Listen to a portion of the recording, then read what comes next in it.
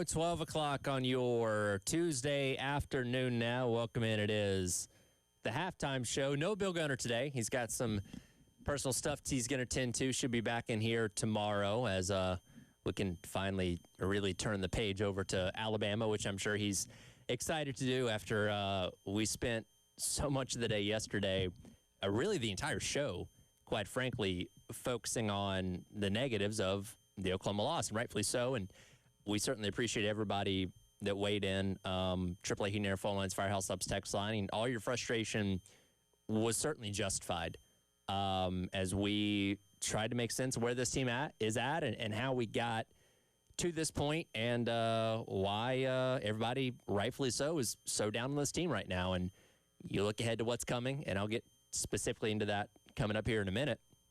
There's not a lot of optimism, not a lot of hope right now. And I think we're all interested to hear what Coach Beamer's going to have to say coming up in an hour to see if that not changes anything, because nothing he says is going to change how you feel about the team, but what his message is and how he conveys that to the fan base and offers whatever optimism that he can going forward. So we'll get that coming up in an hour.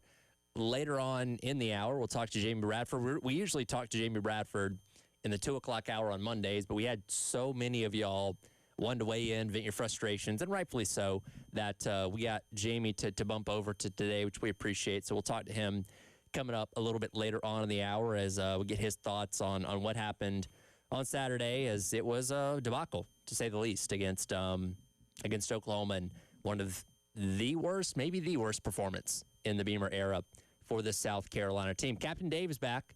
We appreciate Ed Bird, as always, filling on Monday. Dave gets worked so hard on Saturdays. We do like to give him Mondays off.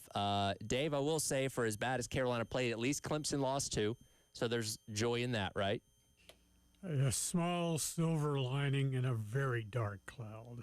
Yeah. And look, I know you get do you get more joy out of Clemson losing or Carolina winning? Well, more joy out of Clemson losing. Okay. All right.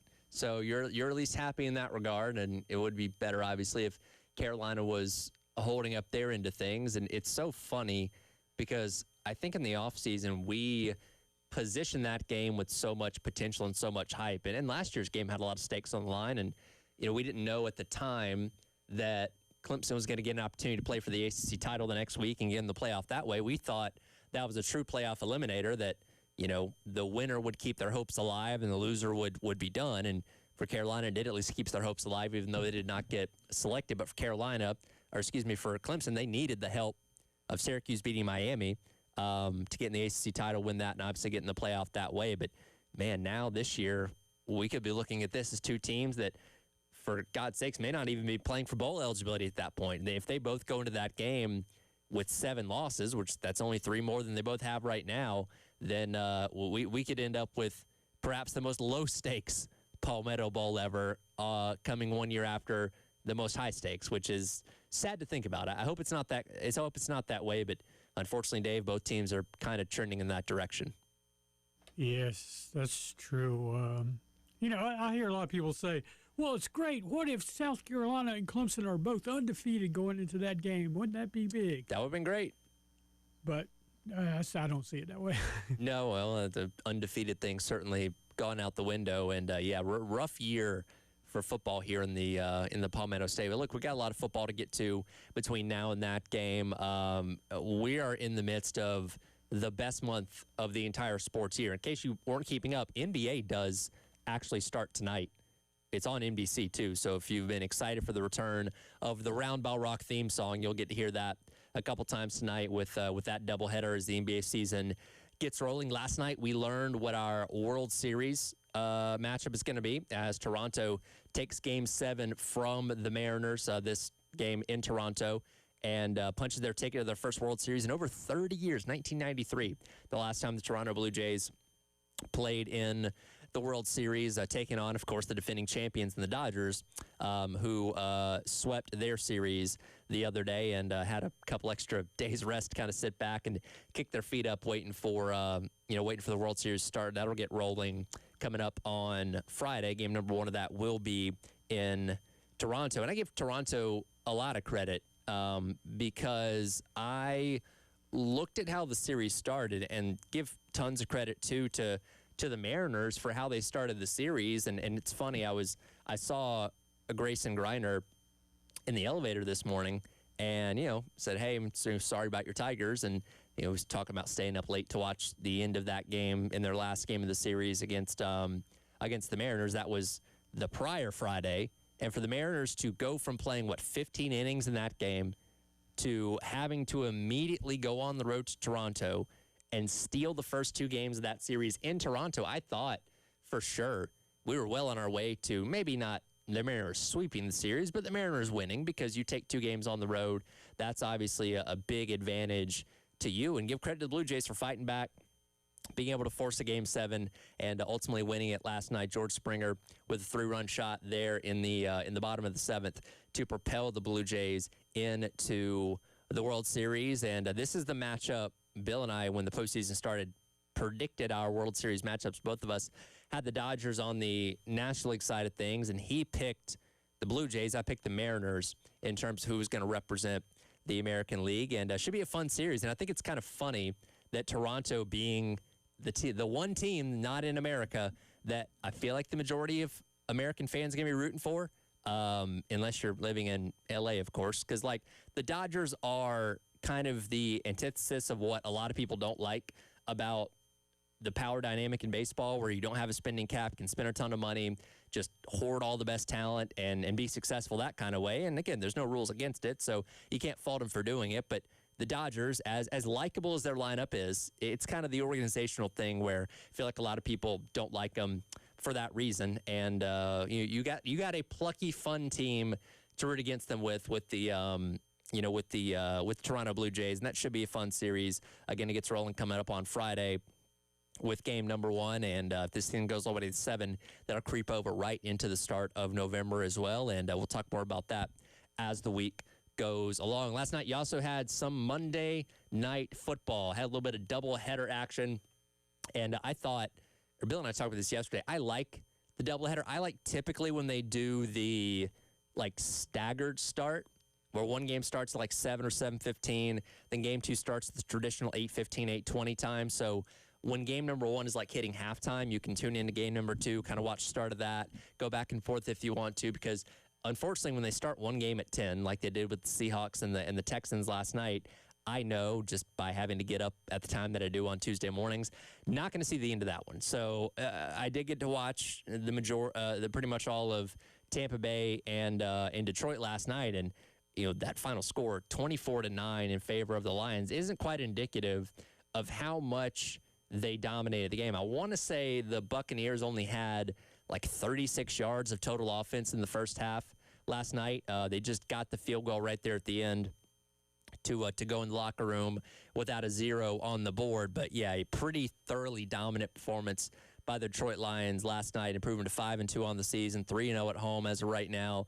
And Bucks still a really good team. Now, last night they did lose Mike Evans for the rest of the year, so that's a big hit to that offense. They do have Emeka Ibuka, who's obviously come on the scene strong as a rookie this year. So I think they'll be fine for the most part in the pass game. But obviously, when you lose your multi-time 1,000-yard receiver Mike Evans, that's obviously something that is pretty significant there. And give credit as well to the Seattle Seahawks, who did turn the ball over 4 times last night, but were still able to pick up the victory over the Texans, who are just having a rough go of it this season. In Seattle, I feel like we're not talking about them a whole lot. Quietly, very quietly, 5-2 on the year. Sam Darnold obviously taking over at quarterback, there, and again, a team on the West Coast that maybe you don't get to watch a whole lot, but they're having a pretty solid year out there in Seattle. If you have not been paying attention, so. Those things happening as of last night. Again, we'll get a little bit of a reprieve when it comes to Major League Baseball for the next couple days as they get set for the World Series starting on Friday. And then I mentioned a moment ago, you got the NBA starting tonight. You'll get a doubleheader on NBC, and you can stream it on Peacock as well if you want to go that route. Rockets and Thunder at 7:30, then Warriors and Lakers, the night game, coming up at 10 o'clock as we start the new era of the NBA on NBC. And again, if you're a fan of Round Ball Rock, you'll get that very cool theme song making its return. And yeah, we're fully into that swing of all the sports happening at once. And we should, I guess on, well, no, it'd have to be on Sunday, I guess. Let me see. Make sure I got this right here. Because it'd have to be when the World Series is playing on Sunday, which they wouldn't do this week. Maybe next Monday, you'd have the sports equinox where all 4 major professional sports would be playing, where NBA, NHL, MLB, and NFL are all playing, I believe.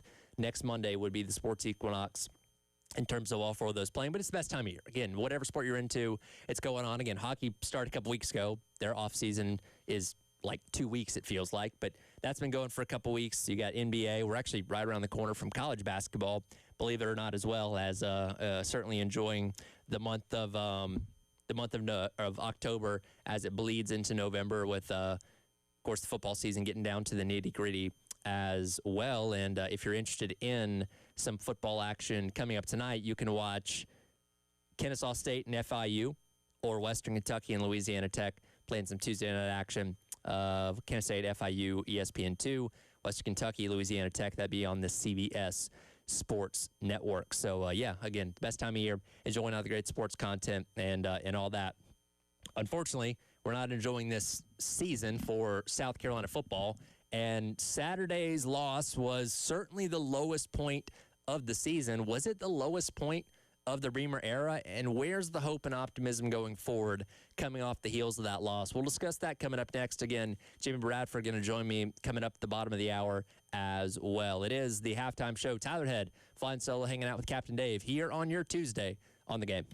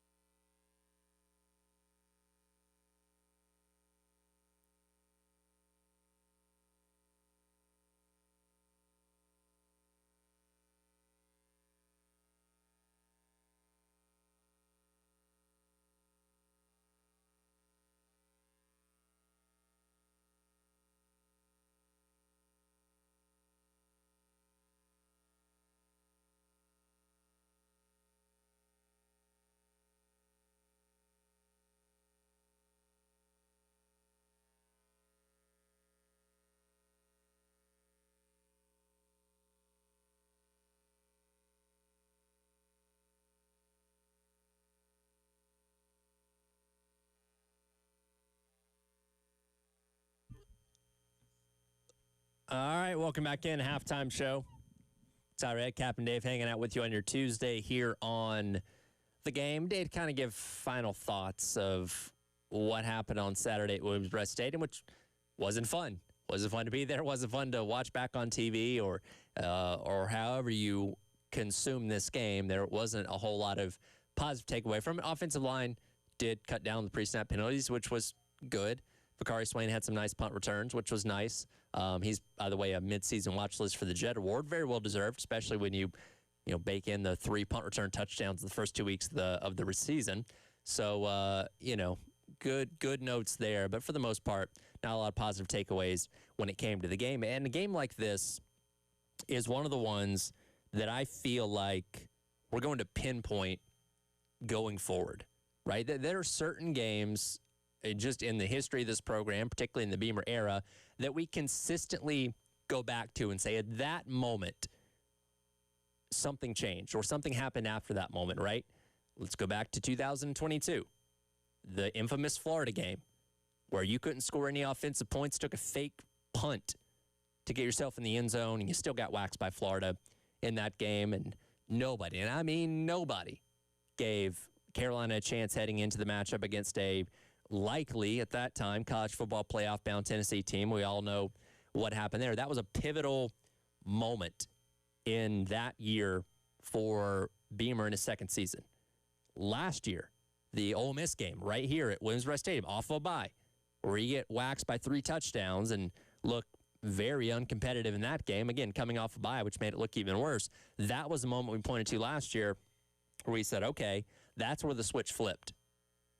Because the next time out, yeah, you lost to Alabama, but you played a very, very dispiriting competitive game and darn near could have won that one. And, of course, after that, you go on the 6-game win streak to end the year. But, like, the Ole Miss game was kind of that low point where after that, everything started ticking up. And I feel like we could look at this game in that same way. We don't know. I can't look into the future. I don't have a crystal ball. But this performance on Saturday, which I think you can make the argument was maybe the poorest performance of the entire Beamer era. And look, there were bad games in like the first year. You go back and look at some of those scores, pretty lopsided. But you're number one. Were you expecting all that much out of them anyway? Probably not. What, they were projected to win 2, maybe 3 games, and they won 6, including a 7th in the bowl games. They exceeded expectations that year. So even some of the more lopsided losses, like, okay, well, that's not, a crazy unexpected thing. But when you look at what the expectations coming into this season were, to be as uncompetitive as you were, particularly on offense, which is what 99% of our conversation yesterday revolved around, that's where it really, really makes it worse, in my opinion. And I feel like when we look at this program going forward, this is a game we're going to keep coming back to. This is a game where we say that's either where they hit rock bottom and started to progress up from there, or they hit rock bottom and stayed down there. And I hope the latter is not true, but that kind of seems like what that game was, where it's like, okay, you're kind of at a crossroads here. Which way are you going to go? You're going to use this as a learning opportunity to look yourself in the mirror and say, this is unacceptable, we really got to get better? Or is this just a trend of what you're going to become? And again, I hope not. I don't want to be talking about a team that is losing 7-8 games a season. I don't want to be talking about a team that can't sniff a bowl game. I would give anything to be able to come in here on Monday morning and talk about South Carolina upsetting Alabama over at Williams-Brice Stadium and being able to say, hey, bowl game's back on the table, all this kind of stuff. Like, that'd be great. I don't know if that's going to happen or not. We all certainly hope it does. But, again, how do you respond from a game like this and use it to try and make things better going forward is a big question. One thing that Coach Beamer was asked about after the game on Saturday was team morale.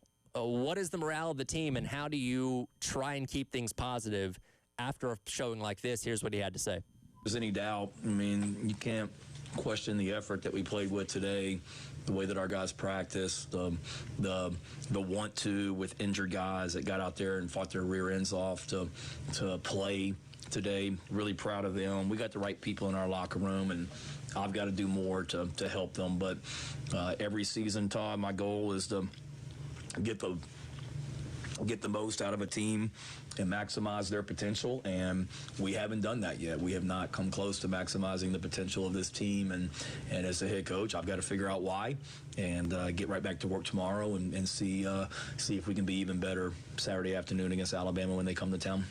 And you do have to give Beamer credit, because in his now 4.5 years, he's never lost the team in season, right? Like, there's never been any point where I feel like this team just gave up. This team was going through the motion. There's been some bad performances, and Saturday was one of them. And I know there was like a play for JT Gear where he maybe didn't give maximum effort on a play that could have prevented a touchdown. But I feel the team as a whole is what I'm talking about. I don't feel like the team themselves gave up. I feel like they were trying. They just weren't executing. They weren't doing a good job on the field, but I don't think it was because they were just rolling over and saying, you know, forget this. Let's just get through these 60 minutes and get on to the next game or next practice or whatever it may be. So Beamer's never lost a team. And I don't anticipate it's going to happen. But again, kind of going back to that crossroads thing that I talked about a moment ago, you're at such a sticky point right now because, and again, in Beamer's tenure, they've never not been playing for something. Let's go back to the 23 season where they did miss a bowl game, sitting at 2-6, but you still had the opportunity to win your final 4 games, get to 6-6, and play somewhere.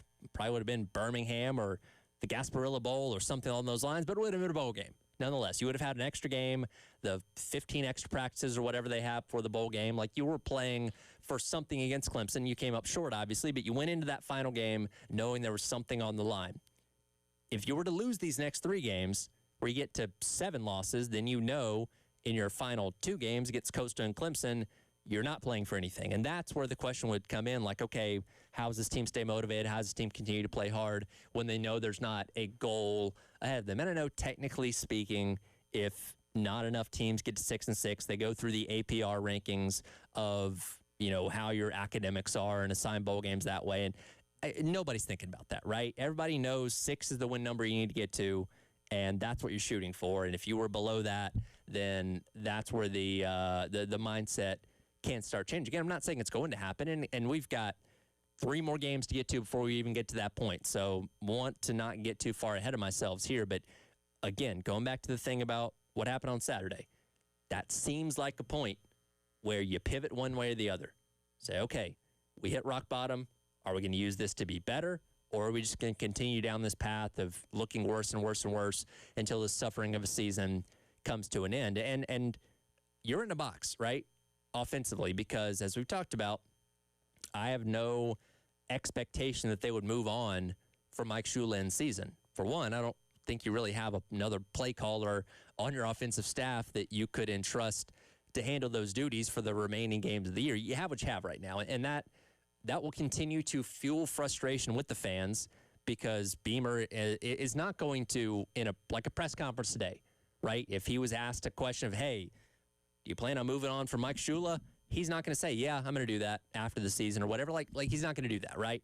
He will continue to defend his guy until likely the season's over. And at that point, then you evaluate things and all that. But I don't expect a change to be made in season. So Shula, more likely than not, is your offensive coordinator for the next 5 games. You got to find some kind of way to try and be successful with that.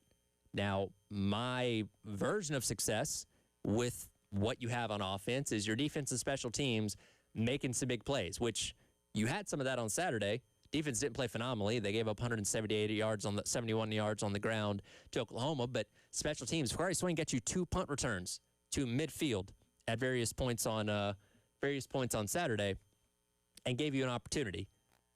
You just couldn't cash in. One of those was the end of the half sequence where, you know, the clock ran out after Brady Hunt caught the ball short of the stick. So regardless, you had 2 opportunities at midfield and cashed in on neither one of those. And defense had you in the game. You were down 10 points with, 4 minutes to go in third quarter. That shouldn't be an insurmountable lead, but unfortunately with this offense, we know it feels like it, and that's why fans started filtering out, chanting fire Shula, and all that kind of stuff. So again, you have what you have with your offense as of right now. You got to hope the other facets of your game really, really come through to be able to pull an upset. And that's the thing. With how crazy this college football season is, it's not outside the realm of possibility. You could win one of these 3 games. I think you look at this weekend as your best opportunity because you have it at home, and you play better at home than you do on the road.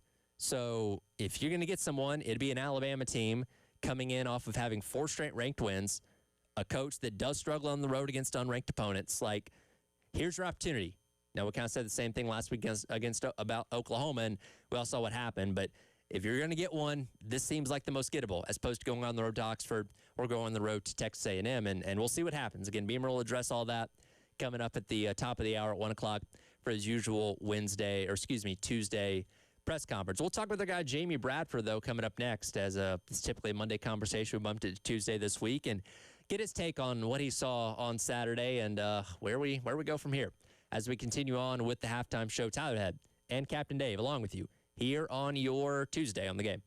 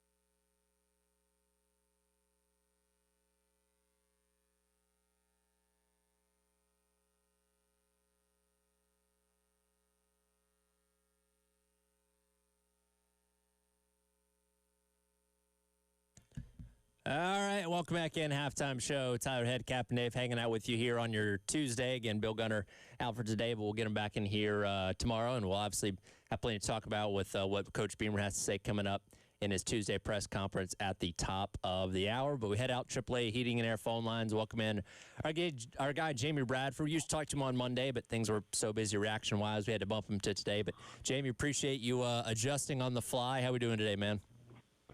Hey, man, good. Yeah, I know Bill forgot about me yesterday, and I get it. You know, it's okay. There's bigger fish to fry. No, it's all good. First and foremost, though, before anything with Carolina, I want to make sure that that Jay Phillips knows that we are thinking about him and praying for him. I heard about his stuff this morning. I guess he had made it public, and we'll be praying for the Phillips family as they work through it, and I know he'll come out on the other end just fine. Yeah, absolutely, and you can go check that out on Jay Phillips' social media there if you want more information on that. Getting into the game on Saturday, and you've been around this program for a long time, seen a lot of ups and downs. Where does that rank as maybe some of the worst football you've seen this team or program play?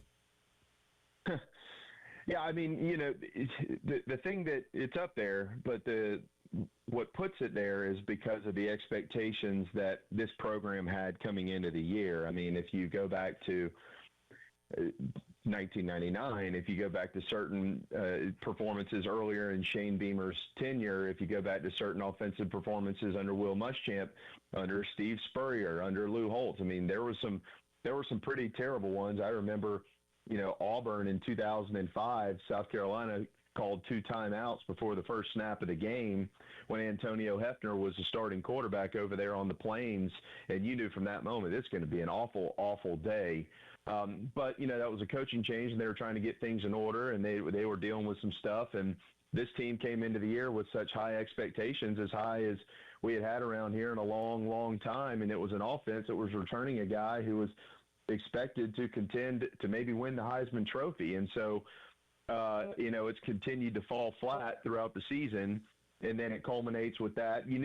Look, Oklahoma's defense is absolutely outstanding. There's no question about it. You're going to give them all the credit in the world. But they just continue to not adjust when all these other teams are stopping them from the things that they're trying to do. There just doesn't seem to be anything that gets better. It just continues to get worse, and that is just a major cause for concern right now. And you're in such a tricky spot, and again, we talked about this plenty yesterday with his moment with Jack Veltri and their back and forth in terms of changes being made on offense, which he did make the change last week.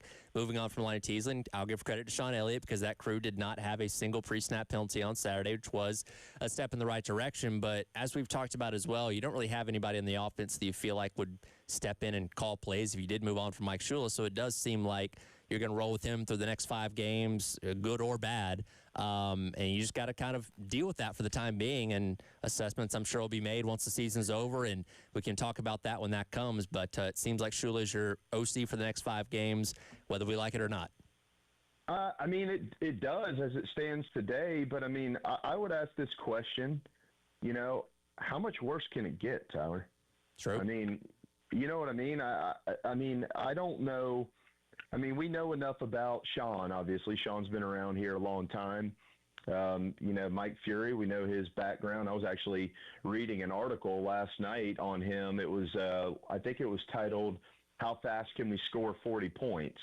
And it was an offensive scheme that he had kind of designed when he was coaching at Limestone and maybe before that, but it was based off of what he learned under Mike Martz. Now, we're talking about the SEC here, and we're talking about the middle of the season, so there's a lot of moving parts to having a conversation like that. It's not just that easy to flip things around. I get it. And personally, this is nothing personal with Mike Shula. I mean, I would love to sit down and hang around Mike Shula as long as I can and learn as much football as I could possibly, comprehend. I mean, the guy's been around the game a long, long time, but this just doesn't work. I mean, it hasn't worked. I mean, I can't name a single player offensively that I could just overwhelmingly say they have gotten better this year. I mean, maybe I'm way off base with that because I haven't been at practice and things like that. You don't see what these guys look like and how they've developed. We just haven't had a chance to really see it on the field, But, like, when it comes to the game time and the stuff that we all get to see, you see a flash here and there. But overall, everybody, including the starting quarterback, has gotten worse, and the team has gotten worse, I think, overall. I mean, some things had gotten better going into the Oklahoma game, like the run game had improved. We noted that last week. But they aren't scoring any more points. They're scoring less points, and that's at the end of the day what matters. So how much worse can it get? It's a very good point. Again, Jamie Bradford joining us here on the AAA Heating and Air phone lines. And for anybody that was in attendance on Saturday, you saw the place empty out about halfway through the third quarter. Once Oklahoma got up by 10, there were a lot of Fire Shula chants going on throughout the game. And none of us believe Coach Beamer's job's in jeopardy for this season. He'll be your coach in 2026 as long as he wants to be here. But there is something to be said about the fan sentiment, the way the fans feel about this program. What is significance of that in your mind when your audience is kind of giving up on you halfway through the year, when the outlook's obviously looking pretty bleak, where you might end up missing a bowl game, and the long-term effects that could have as you go into very much a prove-it year next year? Yeah. So first and foremost, as it pertains to the program now, it's the perfect opportunity for that football program, the players and their coaches and their staff and everybody in that building to be able to have that kumbaya moment. It's us against the world. Nobody believes in us. Nobody thinks we're any good. This is what everybody's saying. I was listening to the radio today, and Tyler Head, he's calling everybody's jobs. I know you're not, but I'm just talking about, what you do to be able to manage a situation like this. Like, this is where you get to rally the troops and get them all on the same page.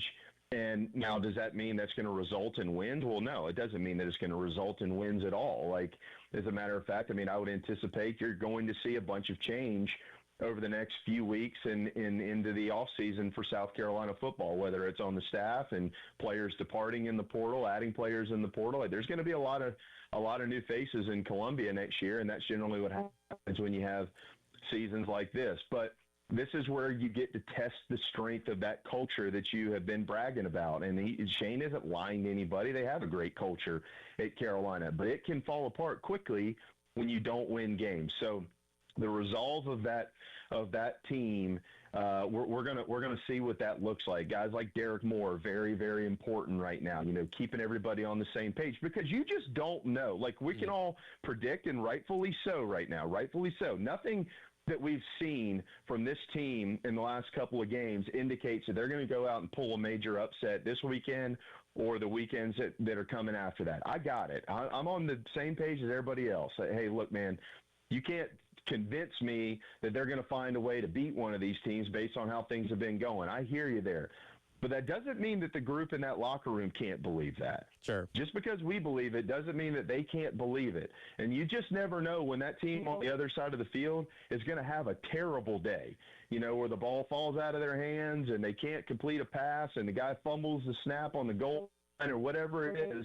And there's a couple of magic moments there that you're able to take advantage of. That has happened around here before, and it can happen again.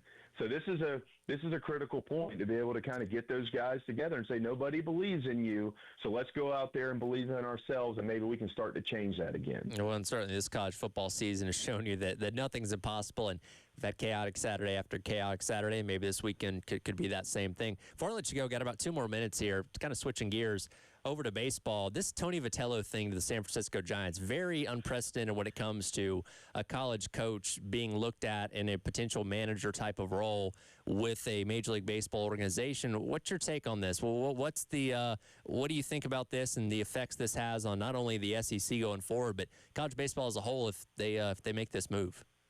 Well, I think it's indicative of where we are right now in college athletics. I've got a little bit of intel on it, but I'm not very comfortable saying some of it publicly because I just don't know, the finer details and how truthful all of it is, I would say. But when you've got name, image, and likeness involved, and you've got the transfer portal involved, and you've got lots and lots of money involved, and an opportunity, and you're right, you never see this. You see college basketball to NBA from time to time. Obviously, we've seen football to the NFL.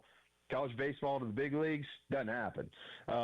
But, you might be seeing a little bit more of it if you have a guy who is capable of handling a big league roster in a big league environment because of all the moving parts that we have. I mean, it is chaotic It is chaotic in the off season, trying to basically rebuild everything. And then when you've already, like Tony V, who's already won national championship, he's been at the pinnacle.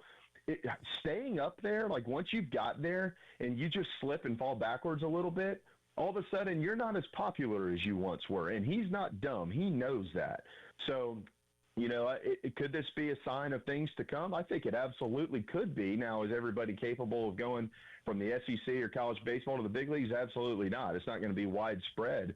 But there probably will be some other guys in the future that say, if I got a chance to get into pro ball where I don't have to manage all this crap in the off season and I can get paid a lot of money and I've already done everything I can do at this level, why not give it a shot? Yep, certainly something to keep an eye on. Jamie, appreciate the insight as always, and we'll check in with you next week. All right, man. Sounds great. Have a great week. You too. Jamie Radford there joining us on the AAA Heating and Air phone lines. We'll come back. We'll wrap up the hour, start previewing what Beamer's going to be saying coming up at 1 o'clock as the halftime show, Tyler Head and Captain Dave, rolls on in your Tuesday here on The Game.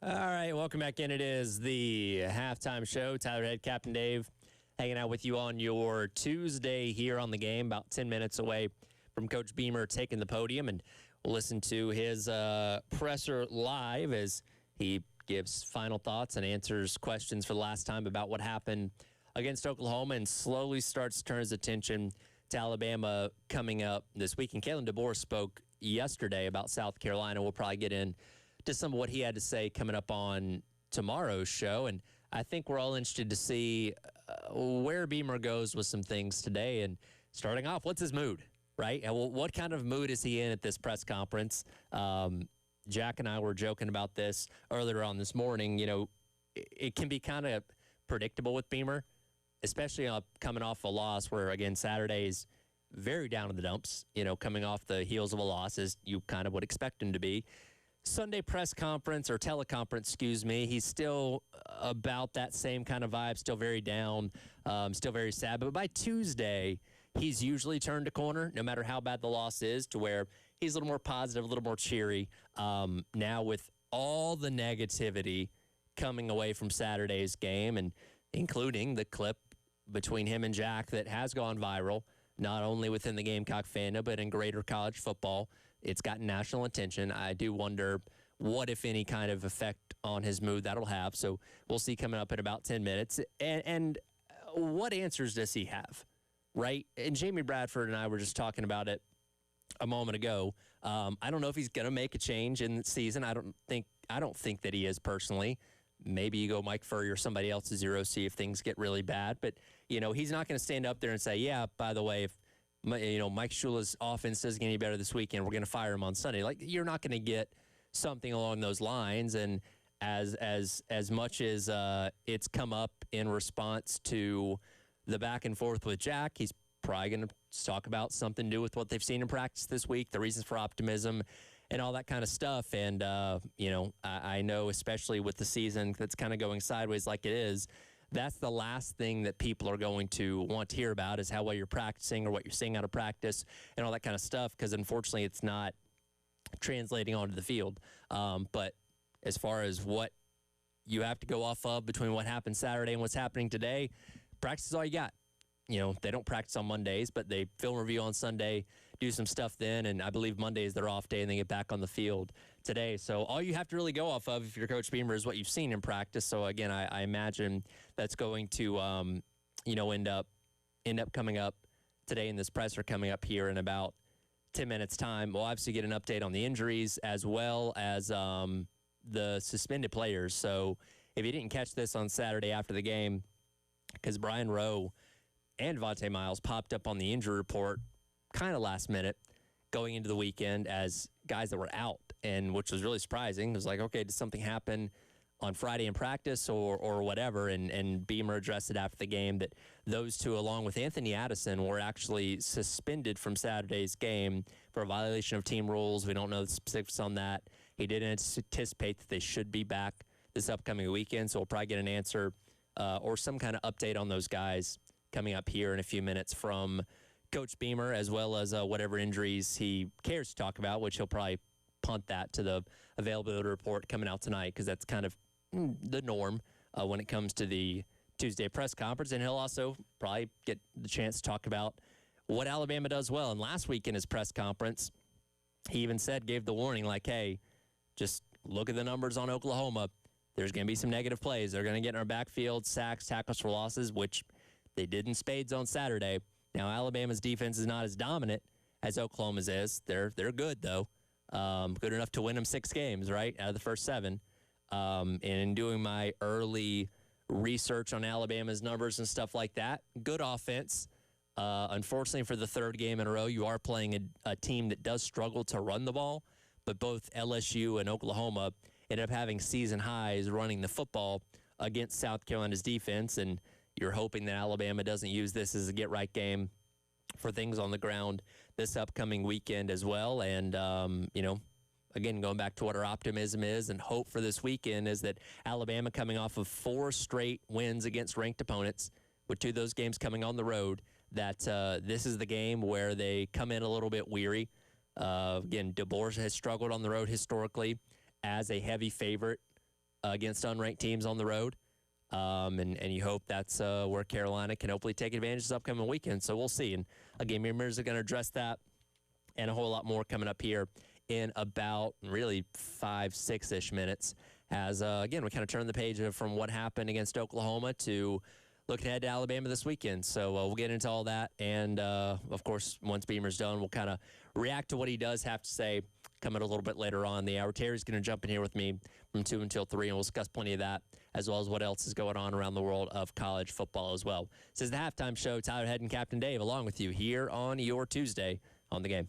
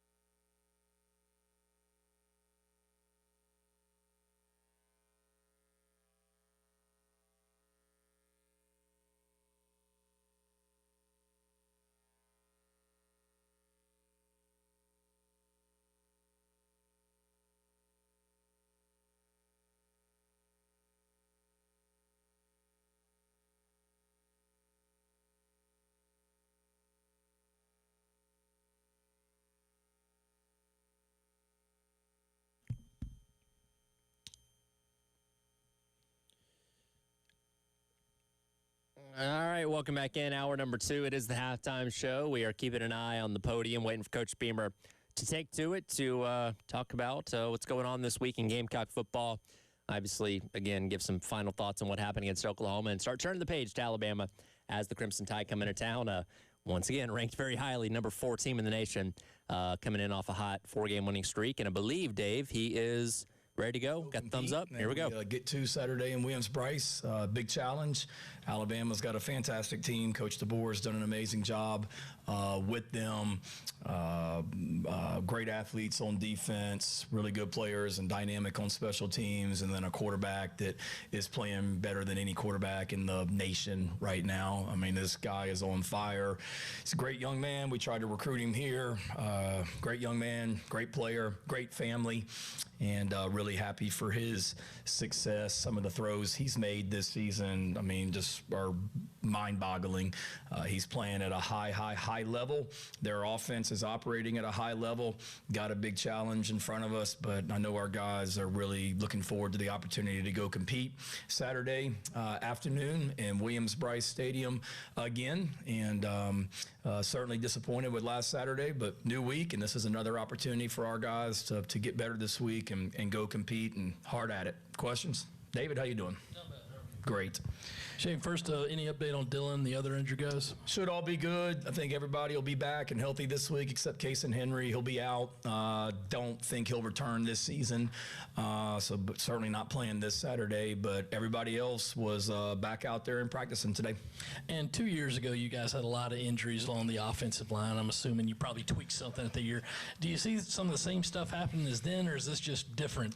I think it's different. I mean, certainly you do an analysis of it during the season. It's something that we'll look at after the season in regards to, the why of some of these things and how they occurred. But I think a lot of them are just kind of, freak things and look at it, whether it be, stuff in practice, stuff in games, how we're training. But we did a lot, like you said, a deep dive a couple years ago because we had such a rash of them 2 seasons ago. I don't think this is that, but still to have as many at one position.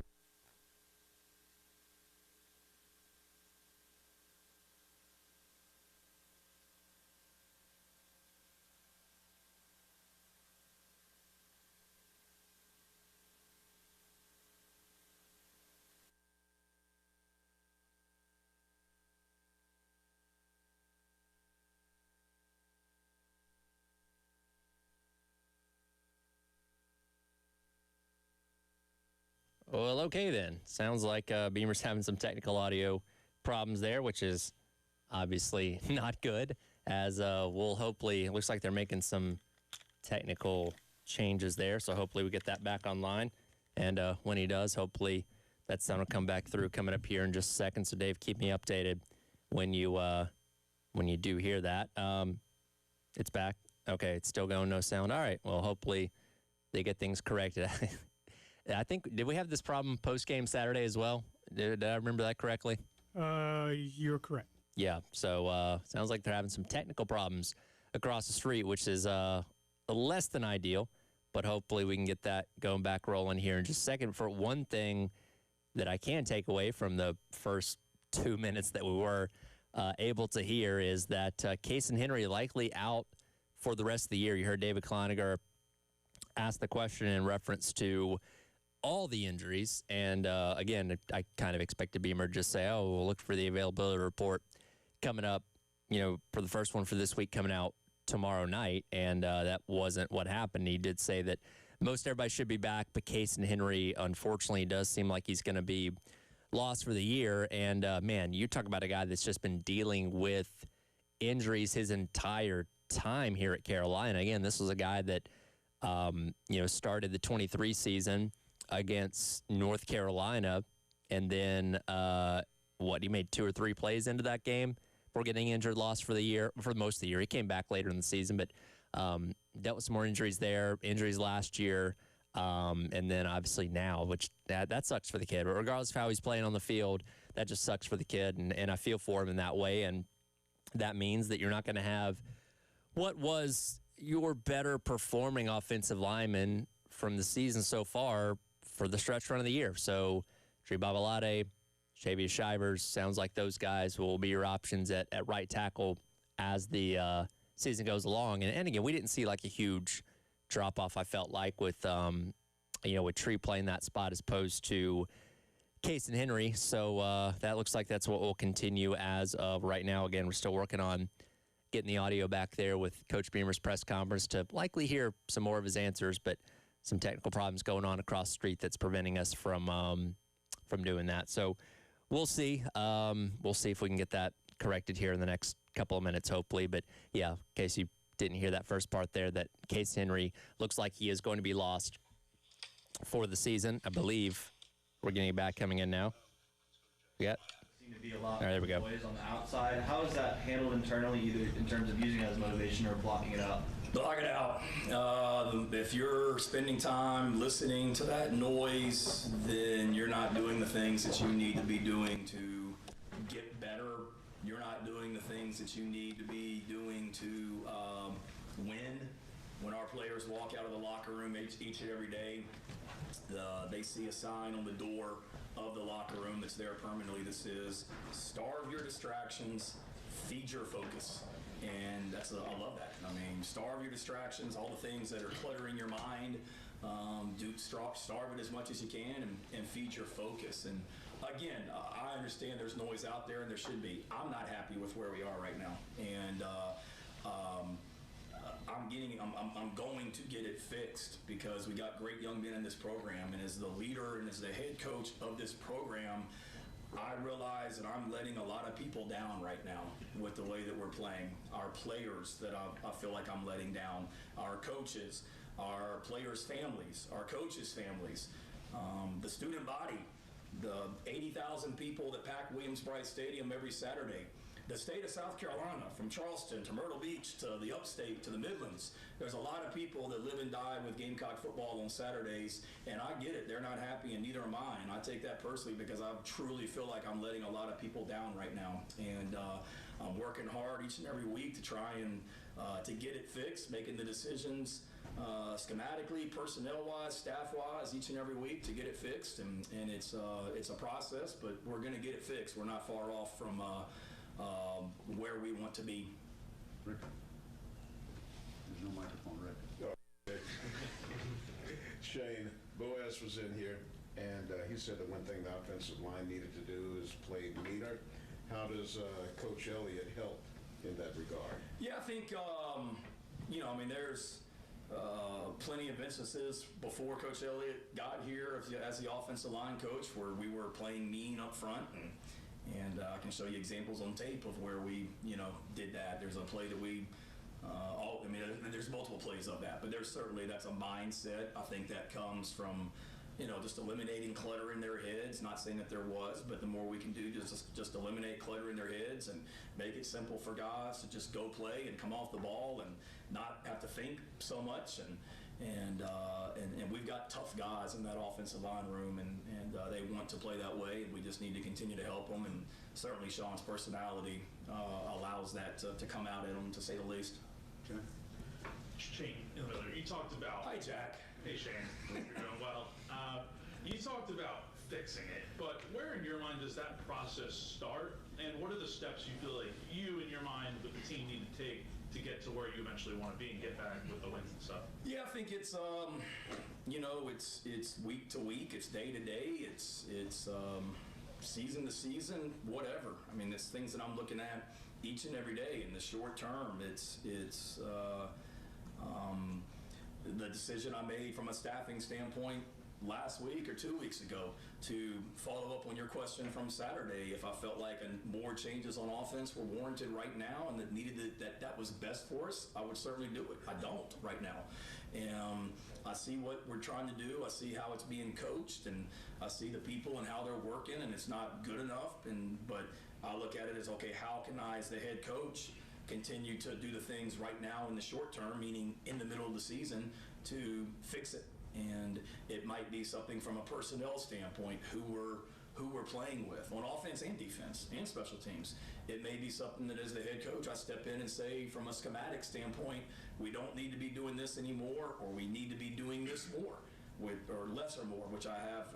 We don't need to be doing this as much, or we need to be doing this more. I've done that. And then you're always evaluating, and that's each day, that's throughout the season, and then that's after the season also.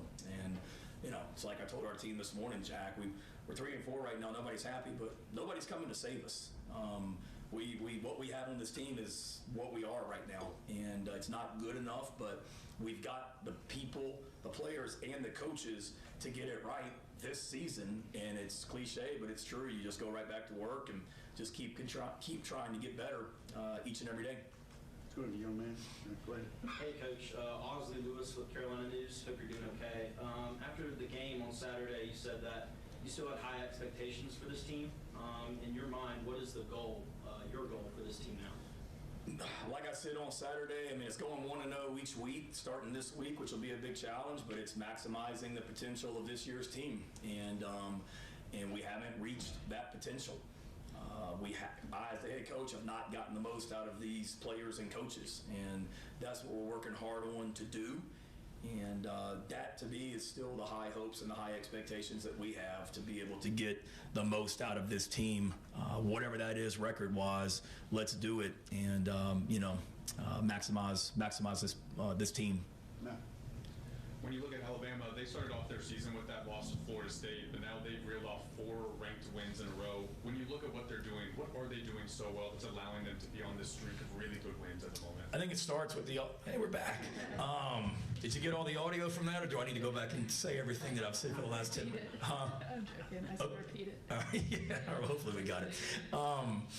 Just like that, we're back in business, man. Just like the team, hopefully. What do I see? I see one, going back to the Florida State game. I didn't really watch that game because that was the day before we played Virginia Tech, and we were traveling, and all I saw was the score. And you turn on that, you think, man, you hear all this narrative about Alabama and the Florida State game. You turn on the tape, and it wasn't quite the beating that perception-wise everybody across the country made it out to be. And I know Alabama expected to win that game, and we're disappointed that they didn't. But that thing was very close and could have gone either way. And then what I've seen since then, defense has had some injuries, but are affecting the quarterback. Their opportunistic ability to pressure the quarterback. They got some real dudes on the edge that can rush the passer. Being able to just get stops like they had against Tennessee the other night, where they had the 100-yard interception return for a touchdown before the half. But then I think just the offense and the way they're operating. I mean, Ty, the quarterback, I think he's 18-1 touchdown to interception ratio. That's crazy.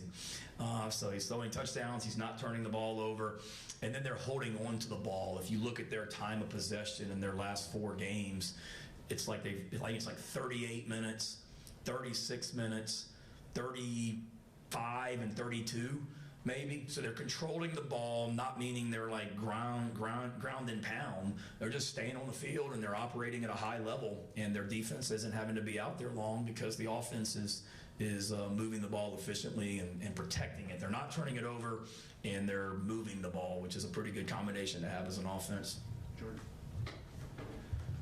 First thing, I know you mentioned it on Saturday, but just wanted to confirm, are the 3 guys who were suspended last week, are they back at practice? Yes. Expected to play? Got it.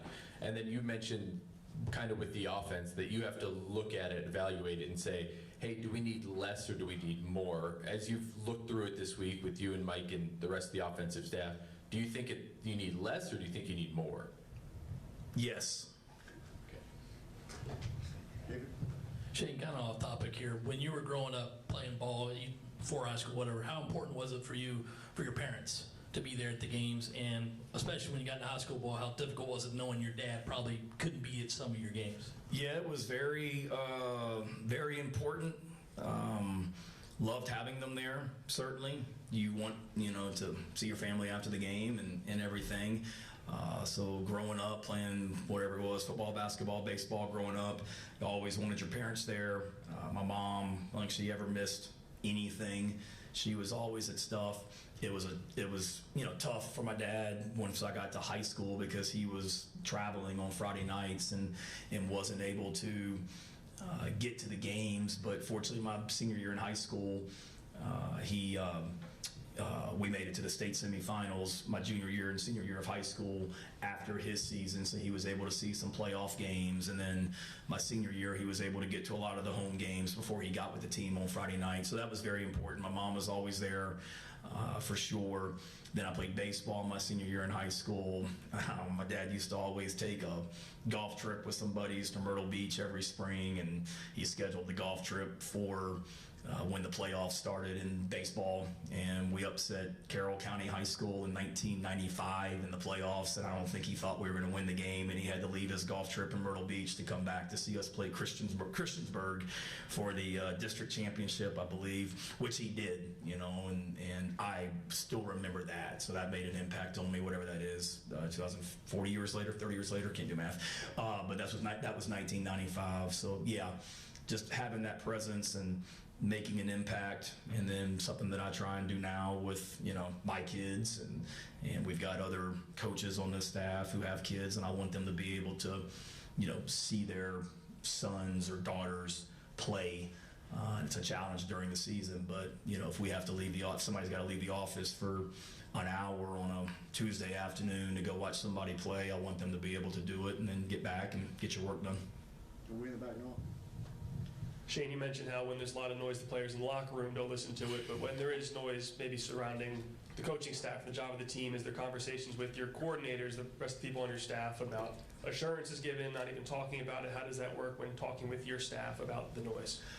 Same. I mean, I'd love to say they're, you know, grown men and don't look on social media, and hopefully they don't. I mean, I picked up my phone a couple times this week out of habit. I'm like, nope, I'm not even gonna try. And, you know, I don't know. These guys are pros. This isn't their first rodeo. There's gonna be criticism.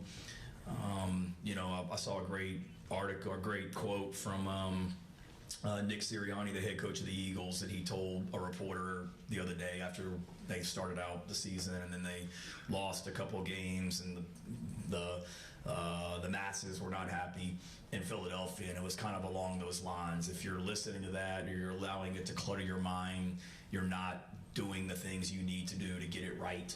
And if any of our coaches are worried about the outside noise, they're not doing everything in their power to fix it. Because me scrolling on social media to see what people are saying about me is not helping me get it right for our players. And why poison my brain or thoughts with that? And that's what I would encourage to the coaches. But it's a great thing too, in the sense that you want to be somewhere where people are passionate, and you want to be somewhere where people have high expectations. There were high expectations for us last year because of what we did. There were high expectations for us because we were 2 points away from being in the college football playoff, and we haven't met those expectations. And the fans should be unhappy about that, and I don't blame them. And you want to be somewhere where people are passionate and do have those expectations, and that's what we have here at Carolina, and I'm, you know, grateful for that, and you know, I wish those people could see our players and the way and coaches and the way they hurt and how they're working, and ultimately as a leader, it's my job to, you know, do the things we need to do to get it right, and that's what we're trying to do. Bill? Okay, I'm sorry. Alex? A few of the offensive linemen are in here talking about how they're working to build their identity and kind of find it. How through a coaching change and even with the injuries up front, how difficult can that be, and how can you and Coach Elliott kind of help to build that through this back half of the season? Yeah, it's a challenge. And before Coach Elliott took over, again, there had been some really positive signs of the offensive line playing better. The fourth quarter of the Kentucky game and the way we ran the ball, bless you, and the way we ran the ball against them. The LSU game where it wasn't good enough, but from a run game standpoint, we ran the ball against LSU. Now, we had too many sacks and too many penalties, but we ran the ball. So there's signs of that identity that we saw before Coach Elliott took over. Last week wasn't the ideal situation when Coach Elliott takes over. He's got 3 starters out, 3 guys, that have started games. And then during the game, we have 3 other guys that had started the game that have to leave because of injuries, and we're out there with a true freshman left tackle and some other guys that were beat up by the end, going up against the #1 defense, I think, in the nation, and and just really, really, really good with really good players. It's going to be hard to just say, okay, coaching change, flip the identity. So what I saw was just small steps at a time. Y'all don't want to talk about we didn't have any penalties on offense last week. None that I'm aware of. So knock on wood, that's a start. Because don't think that team we just played wasn't making move calls and being disruptive. They were. And heck of a job by our guys just being disciplined. And again, doesn't mean we're never going to have a pre-snap penalty again, but because we will. But those guys did a great job up front of taking a step and showing their identity that way. And that's a prideful group in there. And we got good players on the offensive line. And that's what I told our team that this morning. I mean, we got offensive linemen in that room that were recruited by everybody in the country and are big-time players. And we need to continue to help them. But that starts with getting healthy, which we're healthier now than we've been, I guess, probably since the Missouri game. And it's week 2 now with Sean, where they have a better understanding of what Sean's going to be like during the week, what he's going to be like in practice, what he's going to be like on game day. They know all that now. So I would hope that they would take another step this week in regards to what they want to be about, because there were a lot of positive signs trending in that direction before I made the change. And there were positive signs that I saw last week during the game. Bring it back, Phil. Phil's back. You've been in the upstate for like every Tuesday. I'm going to tell you. They're off this week, so are you going to be back here with us? Or are you back up there next week? I'll have to check my schedule. All right, buddy. I'll get back to you on that. I got 2 for you, though.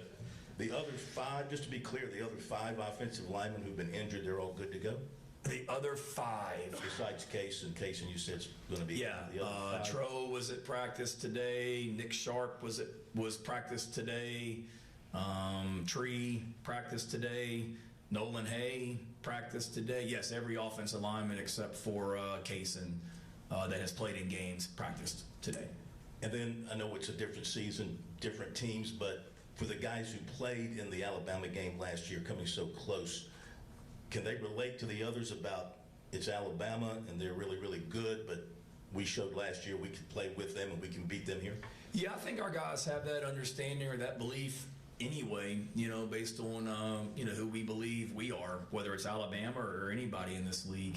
We have that confidence to go play on Saturday. But, certainly there's a lot of guys that were there and a lot of guys that made plays in that game that are back. And, watching that tape of the game on all 3 phases, I mean, it's like every Saturday, it's a handful of plays that you either make or you don't make. And we made some great plays in that game last season. And then there were some plays to be made on offense, defense, and special teams where we just didn't quite make it that could have been the difference in the game. But there's no question our guys have that belief and confidence. And I would hope they would understand, based on where we are right now and what they've seen through these first 7 games, that, every play matters. And in this league, it is every single week, whether it's Texas, Kentucky the other night, or Georgia, Auburn, or Georgia, Tennessee, Georgia, Alabama, whoever. I mean, there's just so many close games every single Saturday, and every play matters. Joe. To follow up on your penalty statement, how do you look to make that a consistent thing going forward for the rest of the season? Yeah, just continuing to emphasize it. I mean, we didn't emphasize it or talk about it any more or any less last week than what we had done the week before when we had 14 or whatever it was against LSU. So just stay consistent with how we're emphasizing it in practice, how we're emphasizing it during the week. And then, I believe it starts with just their frame of mind. Are they thinking too much about what to do? Are they thinking too much about what the defense is doing, and they lose focus on not moving when the team makes a move call or whatever it might be? So just helping to eliminate the clutter in their heads so they can be free and get lined up and go play football. And again, there's going to be, a pre-snap penalty. I mean, there was, I think just Alabama came to mind. The first play of the game last year, Alabama versus LSU in Baton Rouge. Alabama has a false start the very first play of the game. Alabama's offense. Well, they went on and scored whatever it was, 42 or something against LSU that night. So there's going to be pre-snap penalties, but we can't have whatever it was, 8 of them like I think we had against LSU. So just continue to emphasize it, and starts with, the frame of mind as they get lined up and get ready to play each and every play. Okay. Shane, you mentioned on Saturday briefly that Vicari had broken his finger, and then he was able to go back out there and play. One, can you just take us through your perspective on how that whole situation kind of played out in practice? Like, are you thinking like, oh man, is he going to be able to play this weekend? Like, what's going through your head? And then how good is it to see him tough it out? And does that have an effect on the team in a positive way? Yeah. Glad you asked. It was, it was Wednesday. We were catching punts before practice like we always do. I was over on the one field where we were working with some of our punt pressure guys on fundamental stuff. The returners were on the other field. Clint, the head trainer, came to me and told me that Vicari had dislocated his finger and they had him in the training room and they couldn't get it back in, meaning they were trying to pop it back in so he could go back and practice. So dislocated, broke, whatever. They couldn't get it back in. And then he came back out to me. He's like, we still can't get it in. We're bringing in an outside doctor, like hand surgeon, to see if he can do it. But part of the reason we might not be able to get it back in is, not to bore y'all with details, but I guess in fingers there's some sort of little bone or something that's like a washer that got like bent and up in his fingers that was preventing it from getting popped back in. So they had to go in there and do a surgical procedure. So he went to the hospital that afternoon to get it done, thinking they were going to get it done immediately. And then I think, unfortunately, there were some trauma cases that came into the ER, so he had to wait. So I was texting him throughout the day, just checking on him, and he was like, I'm good, I'm just hungry. But he couldn't eat because he was getting ready to have surgery. And then you're sitting there thinking, you gotta be freaking kidding me. Like, our punt returner 3 days before the Oklahoma game is in the hospital with a broke finger. So in my mind, I'm thinking there's no way he's gonna be able to catch punts, much less play. And then he got done with the surgery, texted me he was done, he was good, and he's playing Saturday. Thursday, we kind of rested him to let that finger just heal from the procedure. And then Friday, I think he started out Friday afternoon catching just some Nerf balls out there on the practice field out here before we always go to the stadium for a walkthrough, but before all that, catching some Nerf balls just to get a feel for it. And then when the walkthrough was over in the stadium on Friday, we shot like in a jugs machine real balls that he had to catch, and he he did it.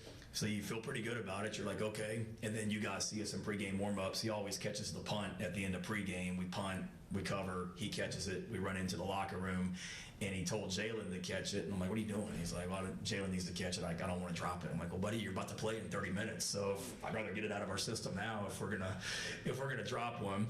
And then to go out there and do what he did, but not just catch punts, but to be able to play with the physicality he did, play DB, says a lot about him. But yes, absolutely, that's a rallying thing for this team. And it kind of goes back, I think I alluded to it in the press conference after the game. That's what gives, one of the many reasons that just gives me so much hope is the guys that fought to get back out there. You know, I mentioned Caleb Williams breaking his leg in practice, which is awful. But like 5 minutes before that, Monkel Goodwine got rolled up and had to get helped off the field. This is on Thursday. And you lose 2 defensive tackles within like 5 minutes. And you already got one suspended, and you're sitting there saying, like, who can play tackle for us on Saturday? And then for Kel to fight to get back out there, Brandon Cisse to fight to get back out there, Gabe, who had a upper body injury all week and weren't really sure he was going to be able to play, to fight to get back out there, and to see that with Vicari.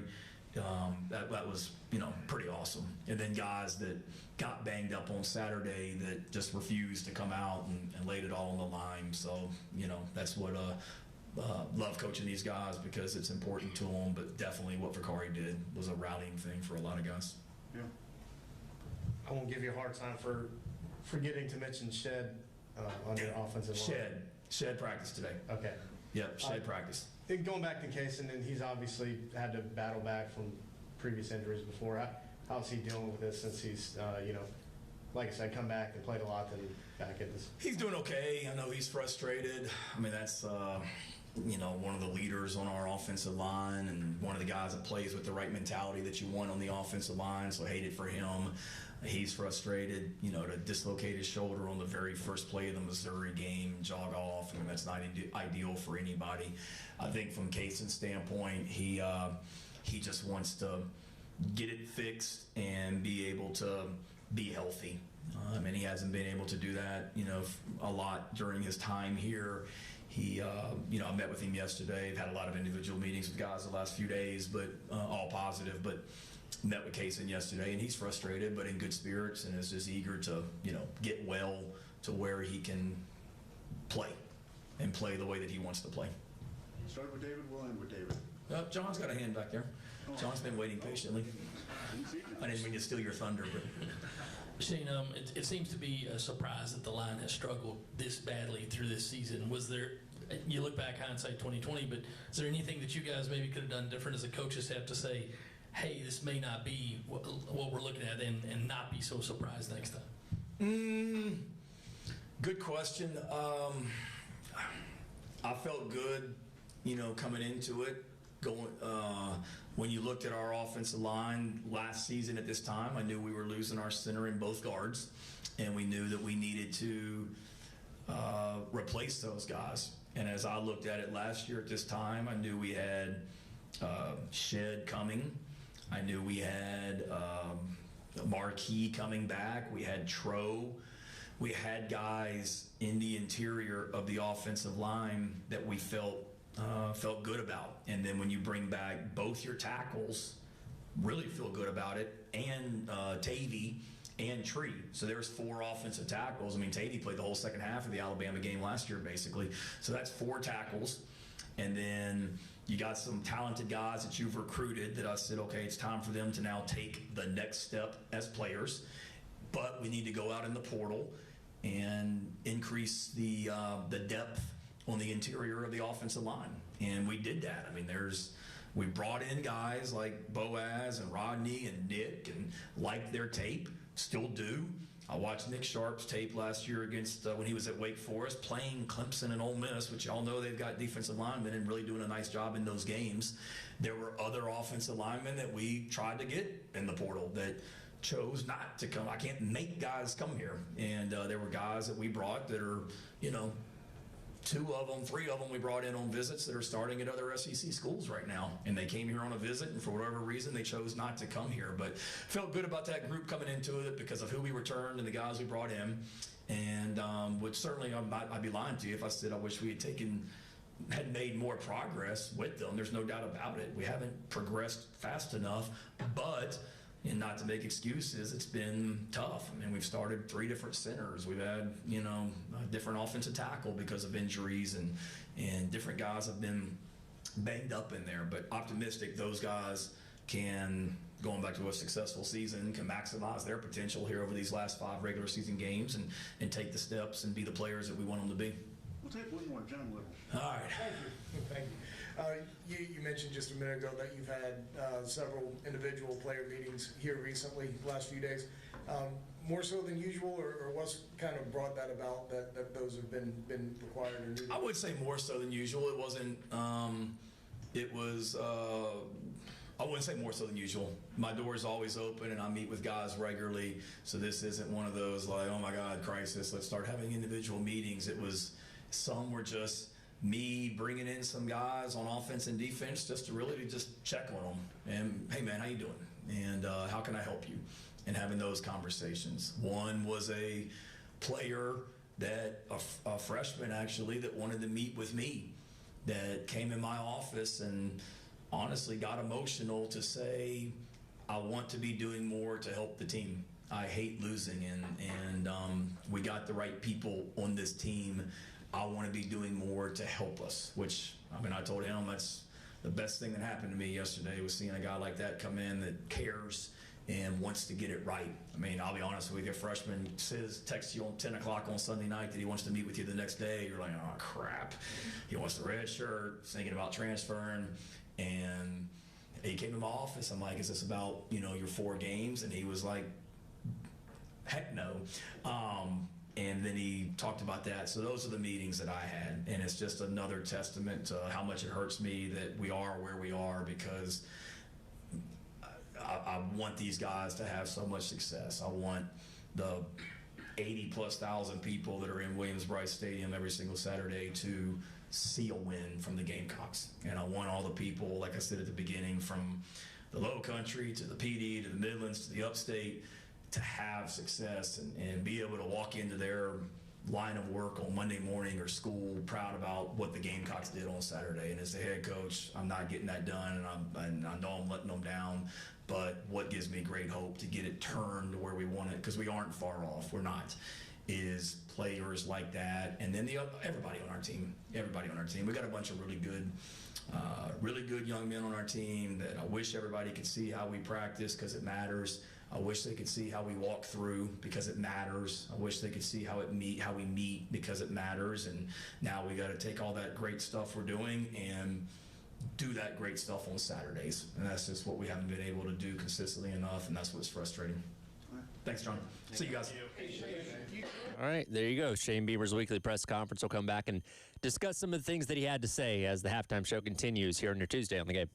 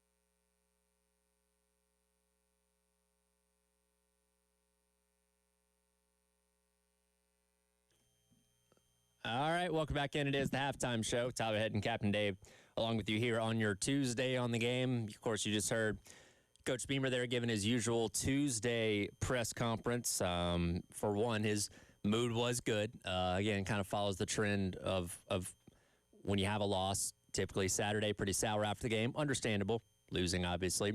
Sunday still kind of on the same note, but by Tuesday's kind of back to being cheery and jovial, which, hey, that's Shane Beamer. He's always going to be a optimistic kind of guy, and we'll see if that translates to what we see on the field this upcoming weekend. Again, kind of a big talking point there multiple times throughout the press conference was the injury to Casey Henry. And again, I'll echo what I said at the beginning when the audio went out. We talked for a minute.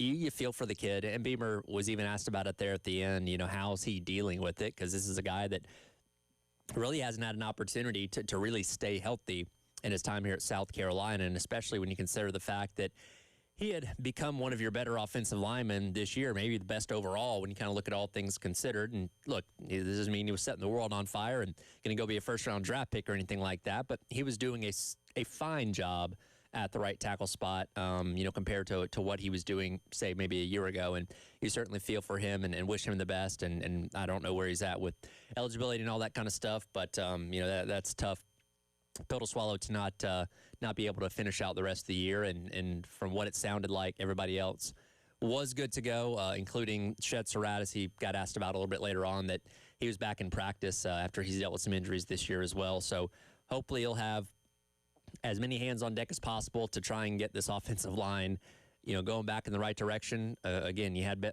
positives from this past weekend where you, didn't have the pre-snap penalties that have plagued you for so much of this year, but you got to keep that going. It's got to be momentum, and it's got to be a thing of momentum that carries over week to week, and certainly you don't want to be giving Alabama any more benefit than they already have, going in this matchup and trying to knock off a top 10, top 5 team in the Alabama Crimson Tide that Beamer was asked a little bit about there as well. We'll try and mix in some of what Beamer said as the show does continue along. But again, and he was asked about changes and all those kind of things. And again, you're not going to have anything that's going to happen certainly in the middle of the week when you're preparing for a game.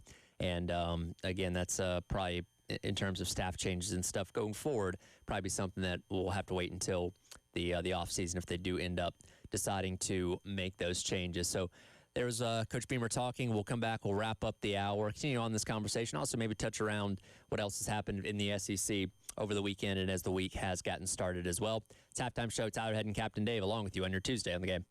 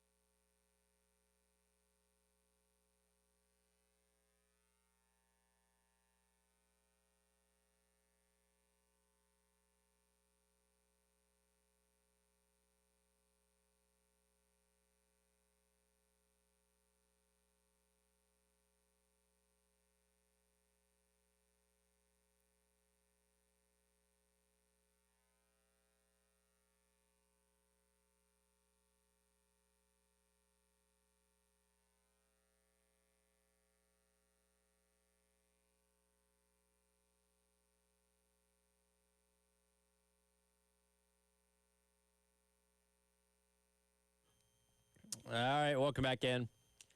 It is the halftime show. Tyler Head, Captain Dave, hanging out with you on your Tuesday here on The Game. We'll get back more into what Coach Beamer had to say coming up there in the next hour. But, we focused so much yesterday on South Carolina versus Oklahoma and everything that went wrong and the negatives and all that kind of stuff. We really didn't get a chance to dive into the other things that happened around the SEC over the weekend. And one of the things, this was happening at the same time as Carolina and as Oklahoma, but maybe you didn't get a chance to see it. But Vanderbilt ends up taking down LSU. You probably heard the stat going into the weekend that they were favored for the first time in a very long time against the Tigers, beat them for the first time since I want to say 1990, if I'm remembering that correctly off the top of my head. And obviously a huge win for Vanderbilt as their magical season continues on. And I thought this was pretty interesting that the SEC is not going to fine Vanderbilt because they had a delayed field rush after the game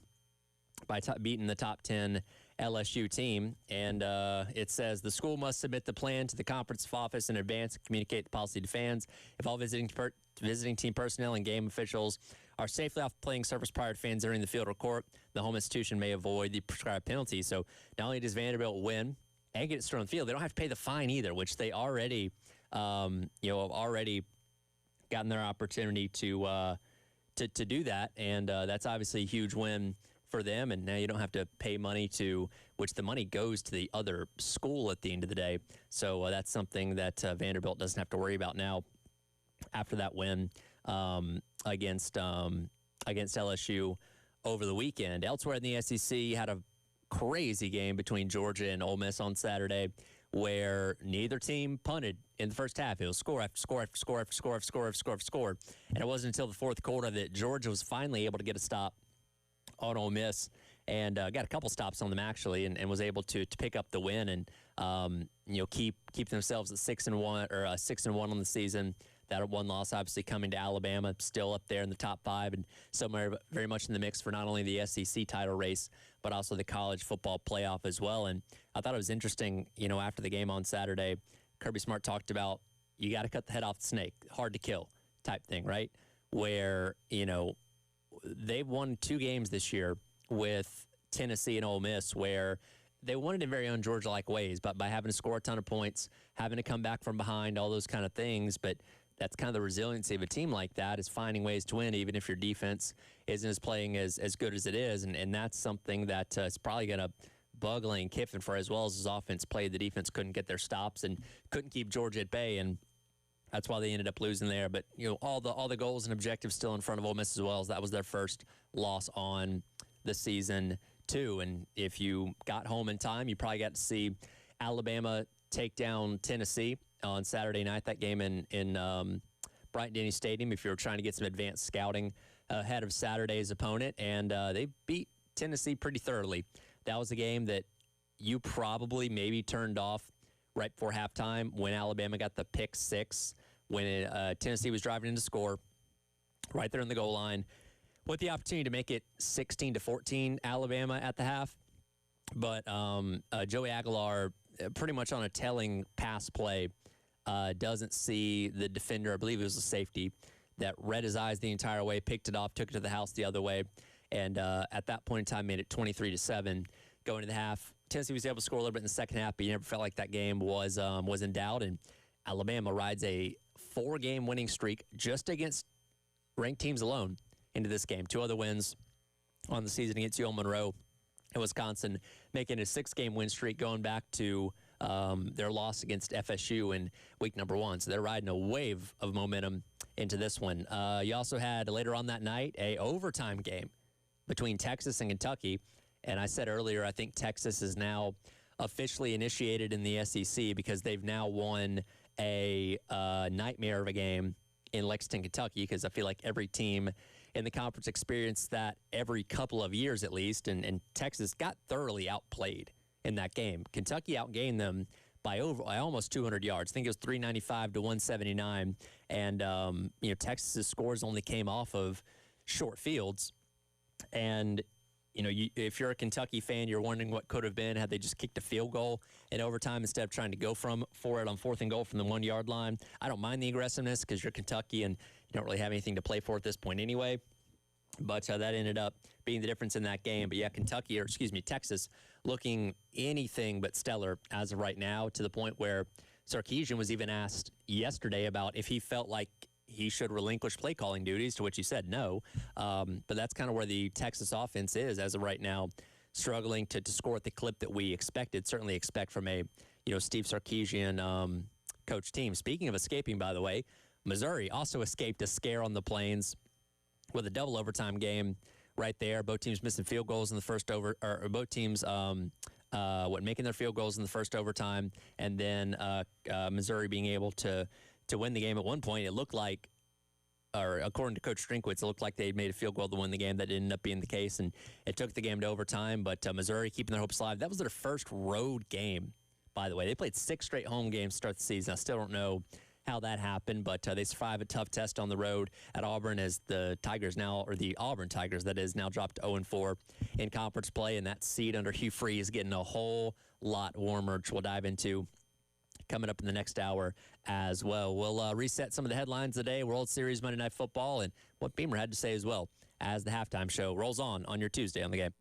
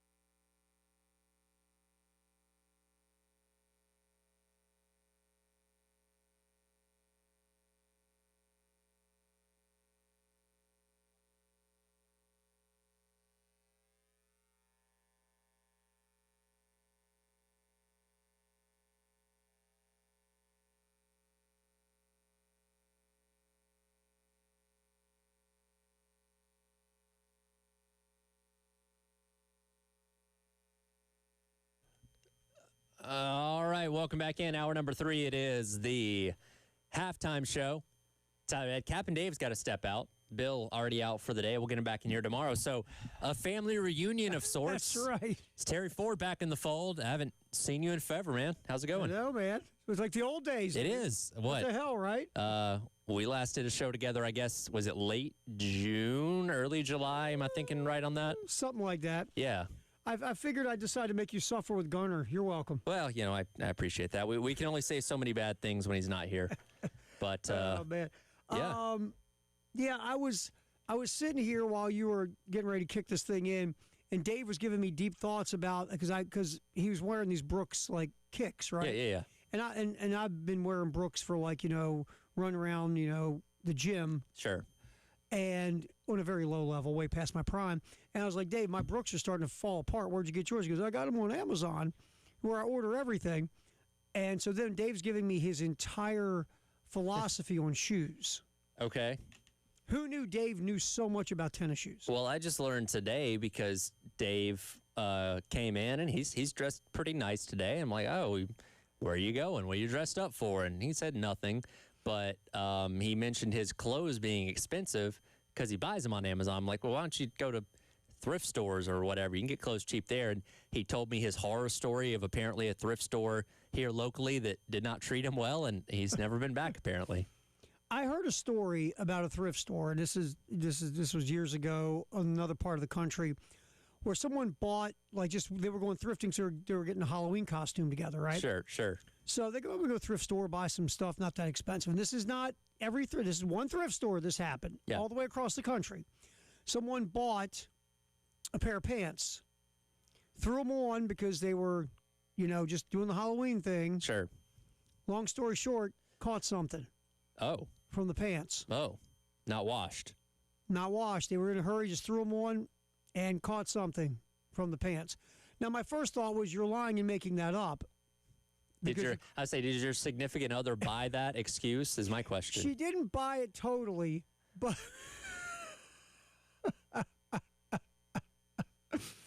but I convinced her over time. No. Okay. I was just like good try, right? Good try. Yeah. But anyway, so Dave told me his Brooks do not get near his feet. He said they have nitrogen in them. Oh, is that a thing? I guess so. Basically, if you step on Dave's foot, his feet could explode. Okay, well, we won't do that so then. Don't go near Dave's feet. I try not to anyway, but that's good word of advice. A lot of things to get into over this hour. We just heard Coach Beamer speak about 30 minutes ago, as expected. I don't garner too much from it. Didn't really learn anything new besides, unfortunately, again, Case Henry being out, which it sucks for the kid, right? He's dealt with injuries since he's been here at Carolina. Had been one of your better off, maybe the best offensive lineman in the early part of this season, and now he's lost for the year. Looks like Jatavius Shiver is going to be your combinations at right tackle for the year continuing on, which, again, there hasn't really been a ton of drop-off. Those guys have been fine, but, again, you feel for Case and Henry for sure.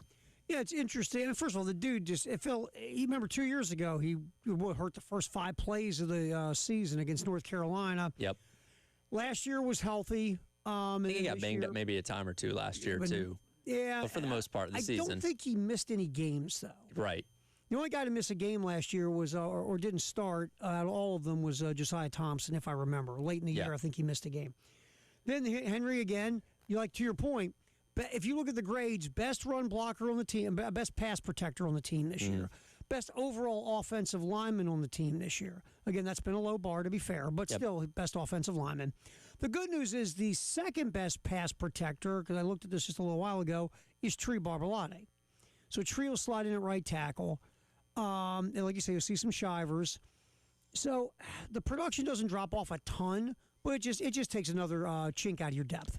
It definitely does. And I thought one question, and apparently Boaz Stanley talked about this when players spoke for Beamer, so we'll get to some of that tomorrow once the player audio becomes available. But talked about these guys playing meaner, right? And there's a certain edge that really good offensive lines play with, where they're just nasty, play to the echo of the whistle, that type of thing that we've seen maybe at times this year. There was, I can't remember if it was the Vanderbilt game or the Kentucky game. Where it was a Vandy game where Tro tried to take the guy to the locker room. to the sideline there, which, again, you don't want to get a penalty, obviously, but those are things that kind of fall in line with playing meaner on the offensive line, and that's one area, just with the intensity that he brings to the table, that you feel like Sean Elliott may be able to get a little bit more out of them with. And now it's something that you can't flip a switch with and change overnight. That's merely more kind of an off-season of thing, or just a characteristic of the players on the team type of thing. But that is something that maybe can improve a little bit with Sean Elliott at the fold now, being the intense dog that he is of a coach. Yeah, I remember the Vandy game. Remember Vandy was going to come in here and get their revenge, which Yes. they did. But before Lenore Sellers got hurt, that was a game. Yes. And those first two series might have been the most intense you've seen the offensive lineman all season. Right. Like you said, Ball was trying to blindside a dude into a dumpster. You had, on one play, it was Ball and Case and Henry were blocking a couple of guys like 10 yards downfield, and they were like, fist bumping each other going back to the huddle. That was maybe the moment where you said, wow, these guys. I remember sitting in the press box, and we were all like, wow, look at the offensive linemen. They're geeked tonight. Mm-hmm. But you haven't seen that this year. I talked to Ryan Brewer. Jay and I asked Ryan Brewer about this a couple weeks ago about, do you need more nasty on the offensive line? Do you need more intensity? Do you need some guys, like you said, playing to the whistle, guys that aren't getting penalties for stupidity, but guys that are bringing you the business, so to speak? Yeah. And because, when you're not performing well, you look at all that stuff, right, on the offensive lines. You got a lot of large human beings trying to knock the hell out of each other. Yep. So some nasty is not a bad thing as long as you turn it into 15-yard penalties, right? Right. And maybe Sean Elliott, because our boy's a little intense. To say the least. And you nailed it, though. It might not be this year. But moving forward, if Sean Elliott continues on as the offensive line coach at South Carolina, maybe you'll see it start to kind of fester and develop next year, maybe late this year. But, yeah, a guy like that might find these guys inner nasty because you got to find some level of it, don't you? You do, and you do have to wonder, though, because, going back to the Vanderbilt game, which was, right at a month ago now or whenever that was, like, the elements were there. Where did it go? Why did it disappear? Why did these guys suddenly stop playing with that edge? Was it a timidness because of maybe overthinking what's happening before the snap? I don't know, but they were on the track for it, and then it just kind of went away, and that, maybe that's why that played into why Lonnie Teasley ended up losing his job a week ago, but they were clearly doing something at some point to kind of encourage that, and then it just went away, and we don't really have an answer for that. Yeah, and look, like I said, we sit here and just look for all the answers because we have none at this point, right? We're just like, what the heck? And it's just, look, the offensive line has been a thing for the most part for my 4 years here. And whatever it is, it wasn't working, whether it was Atkins, whether it was Teasley.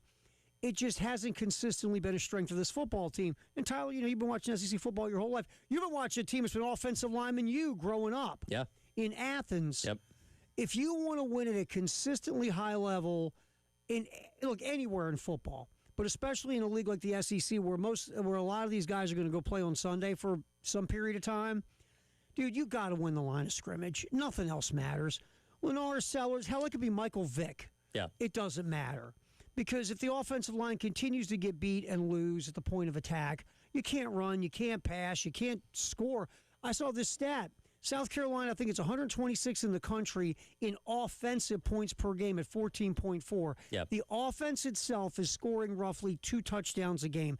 That just can't cut it. And really, look, it starts on the field with your offensive line. It does. And again, as we've said many times, you're likely to not make a change at offensive coordinator until the season's over. You have what you have with Shula, and you're going to have to ride that out for the final 5 games. And you can't really hope that you're suddenly going to find a switch and flip it and start scoring 30 points a game. That's just not going to happen. Can you make small incremental improvements? You can. How much that improves the total points you score, I don't know. And you're certainly not going to have any cupcakes in the next 3 weeks to be able to try things on. And I will say, this past weekend against Oklahoma, we didn't really get a chance to talk about it, but they did try some different things on the offensive line, particularly in the second half when it came to switching up your guard spots. So they're not hesitating to shift things around. I know Shed got hurt, so that was part of the reason for why they made one of those changes. And again, you have been limited on your bodies available, but I'm not mad if you're throwing things at the wall, seeing what sticks, and it's still not working, because at least at that point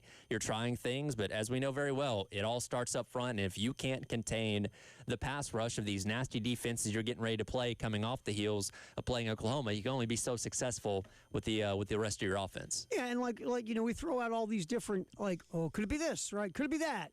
Could it be they need more nasty? Could you be asking them to do things in the blocking schemes that don't fit their skill set? Maybe. Are you making them think too much and not just play? Maybe. Are some of them just not taking that next step in development? Maybe. Is that on the coaching staff? Maybe. Is that on the player? Maybe. It could be any of that stuff, Tyler, a little bit of all these things. But right now we just know the offensive line, it's got to get a heck of a lot better. Yeah. And we've been having this conversation for the last few years. And look, I get Lonnie Teasley was an excellent recruiter. And they're trying to, run around and scramble to keep the high-level recruits that are committed on the offensive line to still come to South Carolina in the future.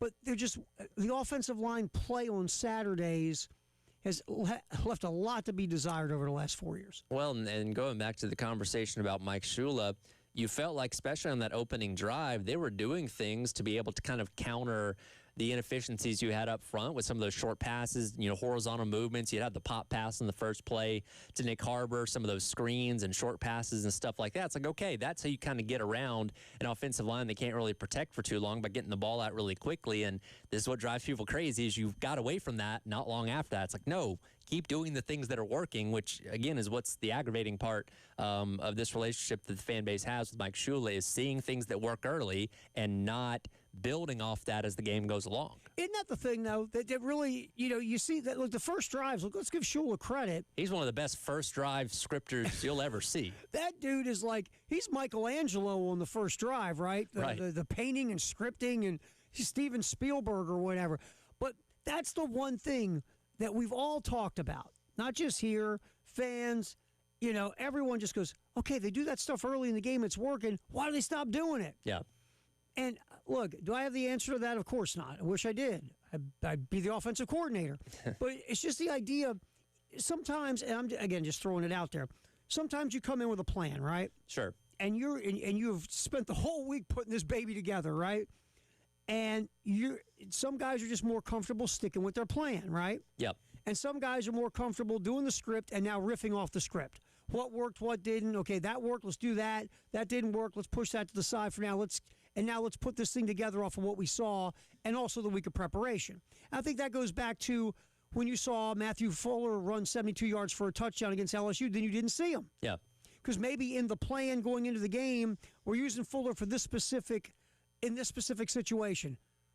But now we got to go back to the other game plan of Oscar Attaway or face on in this situation. So he's not in the plan after that until another situation. Yeah. Instead of going, that cat just broke a 72-yard touchdown, he might be on a heater, let's get him back in the game.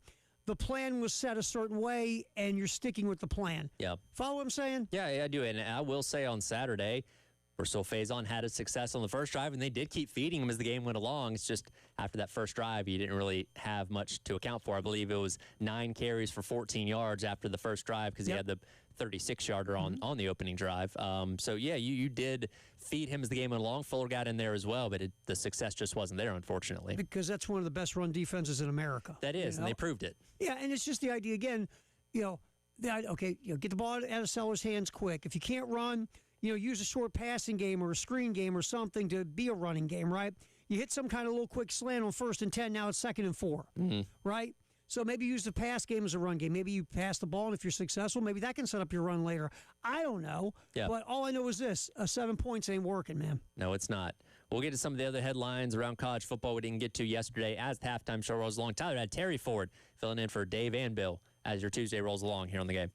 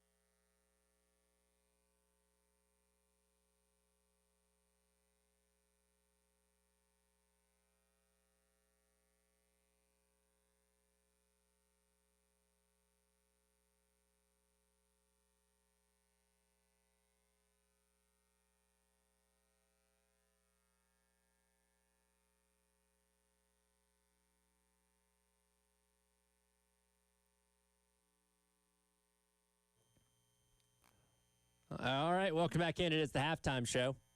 Tyler Ed, Terry Ford hanging out with you on your Tuesday here on the game. Again, we focused so much yesterday on Carolina and Oklahoma. Didn't really have a chance to hit some of the other headlines from the weekend. It was a pretty crazy weekend as far as the top 10 goes, where 4 teams went down, and some of them were playing ranked opponents. You know, Ole Miss playing Georgia, or LSU playing Vanderbilt. So those kind of things happen. But you had number 2 in Louisville go down to an unranked Louisville. So that trend continues on, as it's happened every week, with the exception of one so far in this college football season. One thing that hasn't really changed, though, is the dominance at the top. Ohio State. This might be the least we've talked about a number 1 team in the Buckeyes, because they've just been road grading everyone. And look, Terry, you and I could probably go out there and beat Wisconsin with how bad things are in Camp Randall as of right now. But Ohio State continue to handle their business, and as weird as it sounds, flying under the radar as the best team in the country, because they're almost kind of not worth talking about. Well, that's what it is, because they are boringly efficient, yes. right? Yes. They haven't been really tested since the Texas game, and they're just basically rolling over people. Yeah. So, and with all the crazy surrounding this season, they're not crazy, Tyler. They're kind of dull, because they're doing what they're supposed to do. It reminds me a lot of Florida State in 2013. National champion Jameis went on to win the Heisman, where their games weren't even worth watching because they were beating everybody 63-7 and stuff like that. And again, you're right. In a year where there's been so much parity and upsets and all that kind of stuff, minus week number 1, which at the time was a 1 versus 3 matchup, Ohio State's really not been in any games so far. And it kind of seems like, and again, with how crazy this season is, you never know, kind of seems like we're on a collision course for maybe Ohio State and Indiana to clash as number 1 and number 2 coming up in the Big Ten championship game coming up here in December, because they don't play each other during the regular season, and both teams have pretty manageable schedules heading into the conference championship. And just as we all suspected 2 years ago when they hired Kurt Cignetti that he'd have him undefeated, number 2, he'd have a $93 million contract and be looked at as one of the favorites to win the national championship. Oh, we all called this one, didn't we? Sure. It's so fun. I mean, think about, this is how kooky the world of college football has become. Yeah. Indiana's a football school. Mm-hmm. They have a better football program than basketball program. That's got to be a sign of the apocalypse. That's number 1. Of course. Number 2, Kurt Cignetti, before signing that deal last week, might have been arguably the hottest name on the coaching carousel for everyone, right? Sure. Everybody's going to go, hey, let's sniff around Cignetti and see what's up. Because the thought would be he's not going to stay at Indiana. But now with Cignetti off the board, we believe, should be, now the directions are going to get really interesting, because this firing is over. Florida State's going to be looking for a head coach. Norvell's done. Florida State, Auburn, Wisconsin, Kentucky likely. We're going to be in the double digits of Power 4 jobs open this offseason. How about the statement from Florida State? Oh, my God. Does that tell me you're like dead man walking or what?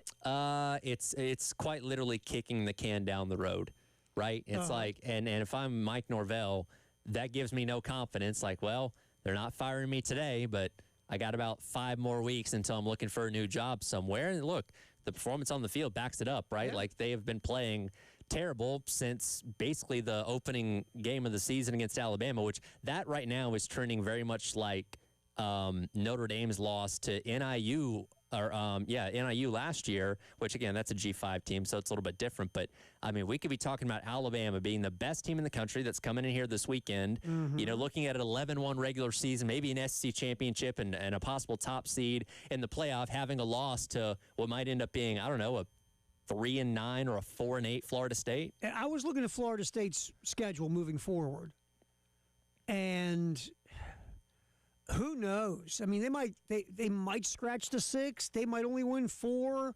I mean, they lost to Stanford. Yeah. Not to be mean. So I think I looked at the rest of their schedule. Conceivably, they could lose every game, or they could win a couple, or whatever. Because it's not a really tough schedule. No, and from our perspective, it's not a tough schedule. For them, it might be. I mean, for them right now, honestly, not to be mean, I'm thinking, I really believe the South Carolina School for Carpentry would be a tough game right now for Florida State, the way they're playing. Probably so. Other headlines from the weekend, going back to the top 10 upsets, I forgot to mention Texas Tech also losing to, at the time, an unranked Arizona State. And what's really interesting, when you look at both them and Miami, two teams that were looked at as the favorites in their respective conferences going into the year, they don't control their own destiny right now. You start off with Miami, who's sitting at 1-1 in conference play. There are 3 undefeated teams in the ACC right now, and obviously Louisville holds the tiebreaker over the Hurricanes. So you could conceivably be talking about an 11-1 Miami team not playing in its conference championship, and with so much parity going on around them or around all of college football, I don't even know if that gets you in the playoff right now. Run that through your head. Miami could be a one-loss squad and miss the playoff in some way, shape, or form. And here's the thing, too. Be honest. Didn't you see the Louisville loss coming? Oh, from a mile away. This was the perfect Mario Cristobal loss, wasn't it? Absolutely. I was like, we were sitting there talking about last week. It's like, you guys smell that, right? Yeah. You smell this one. This is because Cristobal always has these losses. Yep. And the other one, too. Didn't you see the Nebraska loss coming at Minnesota? Oh, now I didn't see it being that dominant of a loss. Neither did I. But I kind of was like, yeah, this is kind of the game where they go out there and their offensive line is atrocious. Like Carolina's is bad. It's not as bad as Carolina's, but theirs is pretty bad. And, as arrogant as Dylan Raiola may be, I did feel bad for him watching that game a little bit on Friday night. And, when you look at this big picture, going back to when you talk about Miami and, where they don't control their own destiny, I mean, Georgia Tech, think about this for a minute. How about this scenario? You want to go upside down? Sure. Having Georgia Tech and Vanderbilt in the college football playoff. Yeah. Kick that one around your skull. Yeah, I said, who saw that coming prior to the year? And because I don't believe they play each other, but you could have a Georgia Tech Virginia ACC championship with the winner going to the playoff, and maybe the loser still getting in. How about that? That's wild. And Virginia, let's be honest, Virginia really doesn't care that much about football. No, that's the crazy thing. And, I think we kind of, when they beat Florida State a couple weeks ago, like, that's cute. Congratulations. You got an upset win, whatever. And they've just kept it rolling. Like, good for them. Shout out to Tony Elliott saving his own butt in the process. I mentioned Texas Tech as well.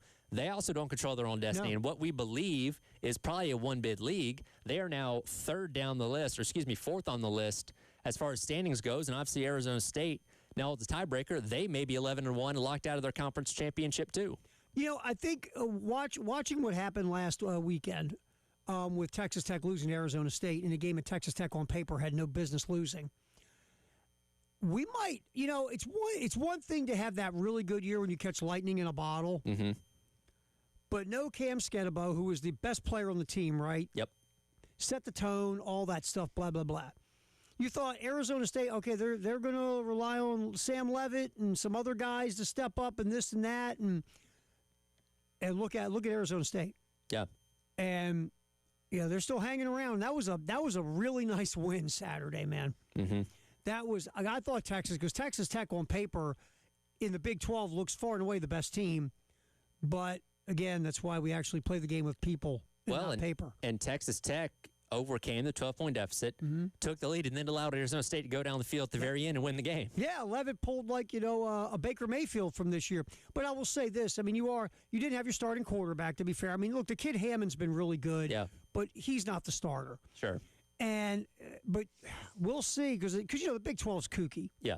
And who knows what will happen. I still don't understand I thought Utah eventually would separate themselves and become a top dog, but in the two big games this year, they failed miserably both times. Yep.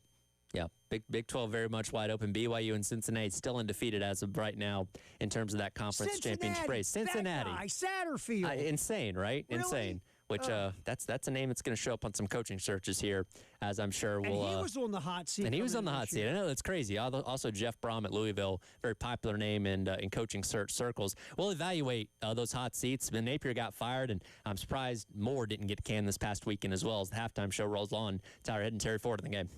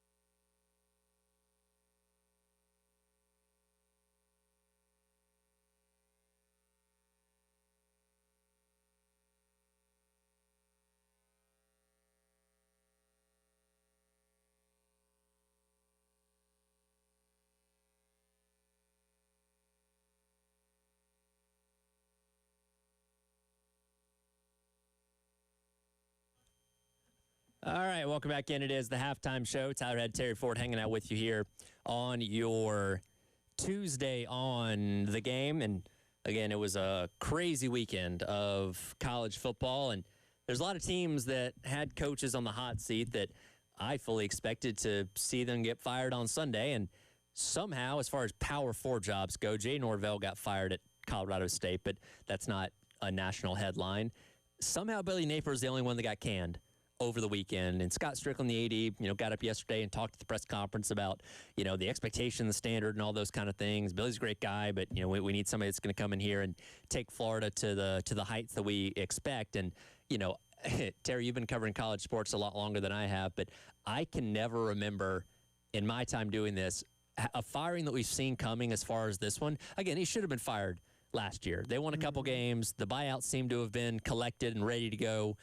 And they said, all right, fine, we'll extend you, but you should probably go out and get an offensive coordinator. Billy said, nah, I'm good. I'm going to keep calling the plays. And, well, we know what happened. They played undisciplined. Even Saturday, I think there was like a 3rd and 10 where they had 10 guys on the field. Yeah. The Mississippi State converted or something like that. And really, it took Jeff Lebby making a dumb decision to throw the ball in field goal range at the end of the game that got them the interception to seal it. They very well could have lost that game. Regardless, he was cooked anyway. Fans booed him going off the field. And as I said yesterday, Napier in his post-game press conference kind of had that, calmness about him. I know I'm cooked. I won the game. I at least go out a winner, and I'm going to have $30 million in my bank account here soon. Yeah, buddy. Exactly. Yeah, that's the one thing. I really, and this isn't to be mean, because you hate to see people get fired and lose their gig, but could you see if you're most people's severance check is okay, here's a week's pay. Sure. Here's maybe 6 weeks, 3 months, whatever. Here's $30 million, Tyler. We don't need you anymore. How sad are you? Yeah, not quite as sad. And look, nobody gets into coaching to become a millionaire. It's certainly a perk that comes along with it. These guys are competitors, and there's a reason why they immediately go out and try and find another job, and instead of coasting into the sunset with all the money, except for Jimbo Fisher, but even he's now trying to get back into coaching, seemingly. Napier's going to find another job, right? He is a good enough coach to land somewhere. It's just Florida was unfortunately not the right mix with the standard, being as high as it was. And watching that Any Given Saturday documentary and listening to even what he sounded like on Saturday, Napier's a good dude, right? I don't look at him and say, that's a terrible person, but a good football coach. He's not Hugh Freeze. He's not Hugh Freeze, not Bob Petrino. He seems like a genuine good dude, and you do feel for him for the human side of things. But, hey, you know what you sign up for when you go to Florida. They're going to hold the standard very high, and if you're not in the SEC championship and college football playoff conversation in about 2 years, they're ready to run you out of town. I could see Napier go to a place like a Wake Forest, a Duke, a place like that, where the expectation level is ramped down. Sure. He's a really good recruiter. And if he could ever fire his offensive coordinator and bring in another one, I could see him being a guy consistently winning you enough games to go to bowls, to make everybody happy. I think he's a good coach. You don't put the record up that he did at Louisiana Lafayette, and not be a good coach. No. It's just he was the wrong fit for Florida. You and I have had this conversation when we did the halftime show. Florida needs not just a good coach. Florida needs a good coach whose ego is so big they have to grease his head to get him in the door. Florida is one of those places they need, for lack of a better term, a butthole as a head coach. Yeah. That's what works at Florida. Mm-hmm. Those guys that are singularly focused, that'll bite your head off, they'll scream and yell at you, but they get the job done. That's what Spurrier was. That's what Urban Meyer was, and that's why they had the success that they had. Those were the type of alpha coaches that succeed down there in Gainesville. You know why? Because the people they're dealing with are buttholes. Exactly. So you got to be able to fight fire with fire. You got to be a bigger butthole than the butthole you're dealing with. Exactly. And that's the problem. Billy Napier just was a nice guy, laid back dude. That doesn't work in that pit of crazy in Gainesville. It just doesn't work. And no. You got to go get a guy. Attitude-wise, look, I know they're zeroing in on both of these guys, so it's not a shock, but a guy like a Kiffin or a Drinkwitz who basically can just tell you to bleep off and laugh about it as they walk away from you. And exactly. That's what you need there, because that place is like my uncle would say, that's a hornet's nest of crazy, boy. Yeah, it's very true. And again, I was shocked he was the only one to get canned this past weekend, because Florida State in the dead of night lost an atrocious game to Stanford. And now Mike Norvell got the, hey, we'll make a decision after the season, which that to me says, hey, go ahead and start packing those boxes. You know, hire the moving truck. You're not going to be in Tallahassee very much longer. Yeah, this gives Norvell time to go to the wife and say, okay, plan the move. Yep. You gotta roll already. We gotta go stay at your parents' house till I get my next job. Yeah, so pretty much. Move into your parents' basement until I find my next gig. But look, you're giving Mike Norvell time to prepare his exit from Tallahassee because look, our boy's done. Yes, you haven't won a conference game in over a year. That's not going to fly. Isn't it 9 straight L's? Yeah, in they won. They won that ugly game against Cal last year in like late September. That way, he was 42 then. He's 44 now. So that kind of tells you all you need to know. And speaking of votes of confidence, if you can go back to today's cut list and play cut number 7, because Hugh Freeze was asked about this yesterday in his presser, if he would like to get a vote of confidence from the administration at Auburn, and here's what he had to say. Well, that would be huge. You know, that'd make everyone feel a lot better for sure. Yeah, I haven't talked to John. I'm gonna say John has been so supportive ever since, obviously, my hire, and you know, but I don't get too much into, you know, they have a job to do, and certainly he has people he has to answer to, and I know how close we are. I know I can get this fixed, and we're too dang close, and we've got to get a little bit better play and a little bit better coaching at a few spots, and I want a chance to fix this. So if you're a sitting head coach, would you rather have the written statement that says, we'll decide here in about 5 weeks, or be a sitting head coach and not even get the vote of confidence and be asked a question where you say, well, I'd like to have that? I got a better chance of getting a Christmas gift from my ex, okay, than he does Probably. getting a vote of confidence from Auburn. Yeah, look, the vote of confidence, we joke about, you got the dreaded vote of confidence, you're out. But at the end of the day, Hugh Freeze can't even get the vote of confidence. At least Norvell got we're going to fire you at the end of the year, but you're safe for now. That's a classic situation of silence is deafening. Yes. It's like the fact they're not saying anything, I think, tells you everything you need to. And, like, again, there are pros and cons to firing your coach midseason. Does it really benefit you that much? I don't know, but I'm sure Auburn has already got a nicely crafted list of numbers they're going to be calling when they can Hugh Freeze here in a couple weeks. But yeah, like Norvell's wife, you should probably start packing those boxes. Call the in-laws, say, hey, can we crash with you guys for a little bit while Hugh tries to find his next job? I mean, I've made millions. I'll buy dinner every night. It's like I'll pay rent in the basement. Yeah, I don't know. We need a place to stay. You know what it's like, though? I can see with Hugh Freeze at Auburn, like walking the AD's office going, I tell you what, man, I'm missing the mark here, and things just aren't going the way I kind of wanted to go. It's got to be me. What am I doing? Because you're trying to get the vote of confidence, right? Sure. It's the old dump on myself, so you'll tell me no.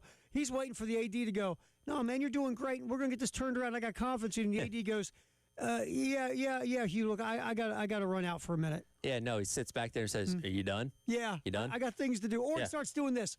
He starts looking at his computer or his phone while you're talking. Which is the hedge of get out of my office. He texts a friend to say, hey, call me and act like it's important. Right. I got to get out of this meeting. Now, this was years ago. You might not remember this because I'm a little older than you. There used to be this thing you could get on your phone that would call you. Oh, really? And it would be like a pretend phone call, like you could get out of a date or get out of like a situation of talking to somebody. And I wonder if the AD's got that on his phone. All of a sudden he goes, oh, Hugh, it's a call. I got to take this. My kid's been sick. I got to take this. Sorry, we'll talk about this later. Yeah. And later Thanks, Hugh. never comes. Yeah. And you walk out going, oh, wow. Yeah, really didn't go well. A lot of jobs going to be open this offseason. That's it's going to be a fun coaching carousel to watch once we get into December and January. That's for sure. I mean, this thing is going to be, you could see maybe 15, 20 jobs. Well, and here's the thing. Then when coaches start getting hired from other places, though, like, again, theoretically, if, Kiffin got hired from Ole Miss, well, guess what? Now Ole Miss needs a coach. Where did they go? Like, those kind of dominoes start falling, and this could be the wildest one yet. Yep, no doubt. We'll come back, wrap up the show. It is the halftime show. Tyrod, Terry Ford on your Tuesday on the Game.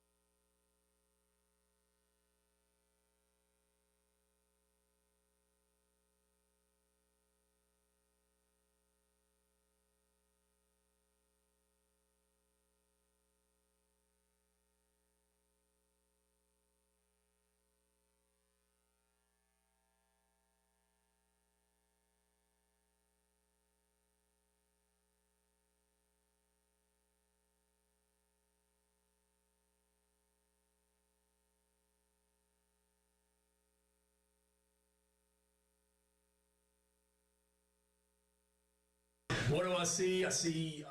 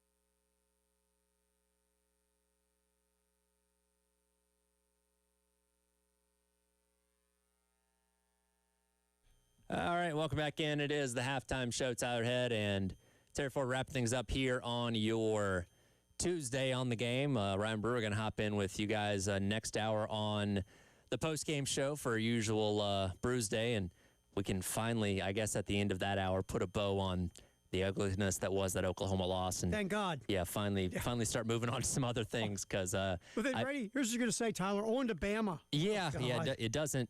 Yeah. It certainly doesn't get any easier.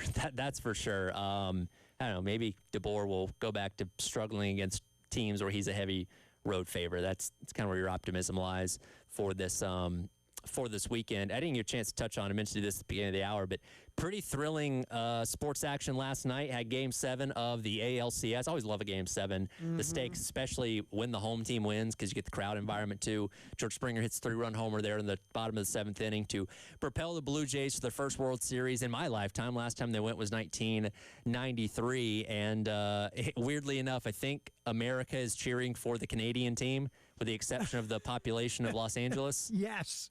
How weird is that? Yeah. And listen, props to the Blue Jays, because I thought, especially after Seattle went up 2-0 with those first two games in Toronto, it's like, and I didn't think they were going to sweep them. Like, Toronto will get a game, but to come back, force a Game 7 and win the thing, that was fun to watch. That was a fun series. I saw the stat off the top of my head, how few teams have won a best of 7 after losing the first 2 games on the road. Now, again, not great history for Braves fans. The Yankees did that to the Braves in '96. Oh yeah, I've heard plenty about that. Yeah, I was very young at the time.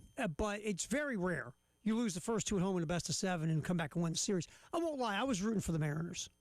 They've never been to the World Series, and they're up 3-1. And you don't bring in now. Again, if you're Wilson, the manager, you're going to he laid awake all night last night thinking about why he didn't bring in his high leverage reliever Munoz. Instead, he brought in a lesser guy after he took out Wu.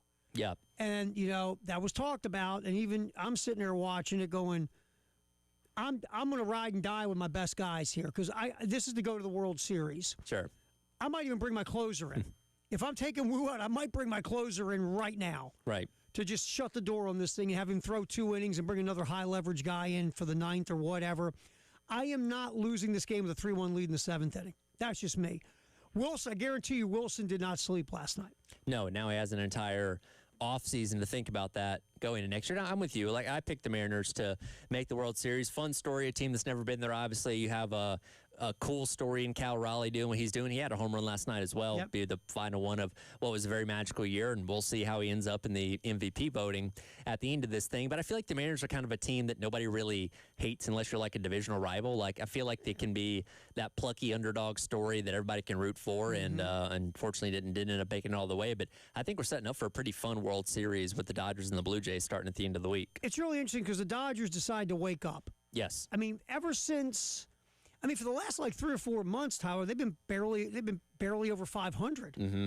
They've had a weird year. They've had a lot of injuries, like usual. But then they got their starting pitching healthy, and right now, man, that's a ton of hammers. It is. And I say this all the time. I get the new world of baseball, the analytics, the bullpens. Everybody's throwing 150 miles an hour. If a starting pitcher gets to 100 pitches, the ambulance comes out to take him off the field and his agent's sitting there. But at the end of the day, if you have dominant starting pitching, and you played baseball, if you have dominant starting pitching, especially in the postseason, even in today's world, you're hard to beat, man. The Dodgers are just rolling guys out there that are just crushing folks. Yep. Again, fun series should start later on this week. You also had Monday Night Football last night. The final score is not indicated, but the Lions thoroughly dominated the Buccaneers. I think they had like 36 yards of total offense the Bucs did in that first half. Lions just continued to impress, 3-0 at home. And then I didn't end up making it at the end of this game, but the Seahawks somehow overcame 4 turnovers to beat the Texans last night. The Lions, we were talking about this upstairs yesterday. If every team in the NFL plays their best on a Sunday, are the Lions the best team in the league? I'd say probably so. And look, the league's so filled with parity. Anybody can beat anybody. But at their absolute best, the Lions are probably the best team right now, I would say. I don't know, they lost to the Chiefs last week, but I would take the Lions over just about anybody, neutral field type of deal. Because when they're right, they destroy people. Sure.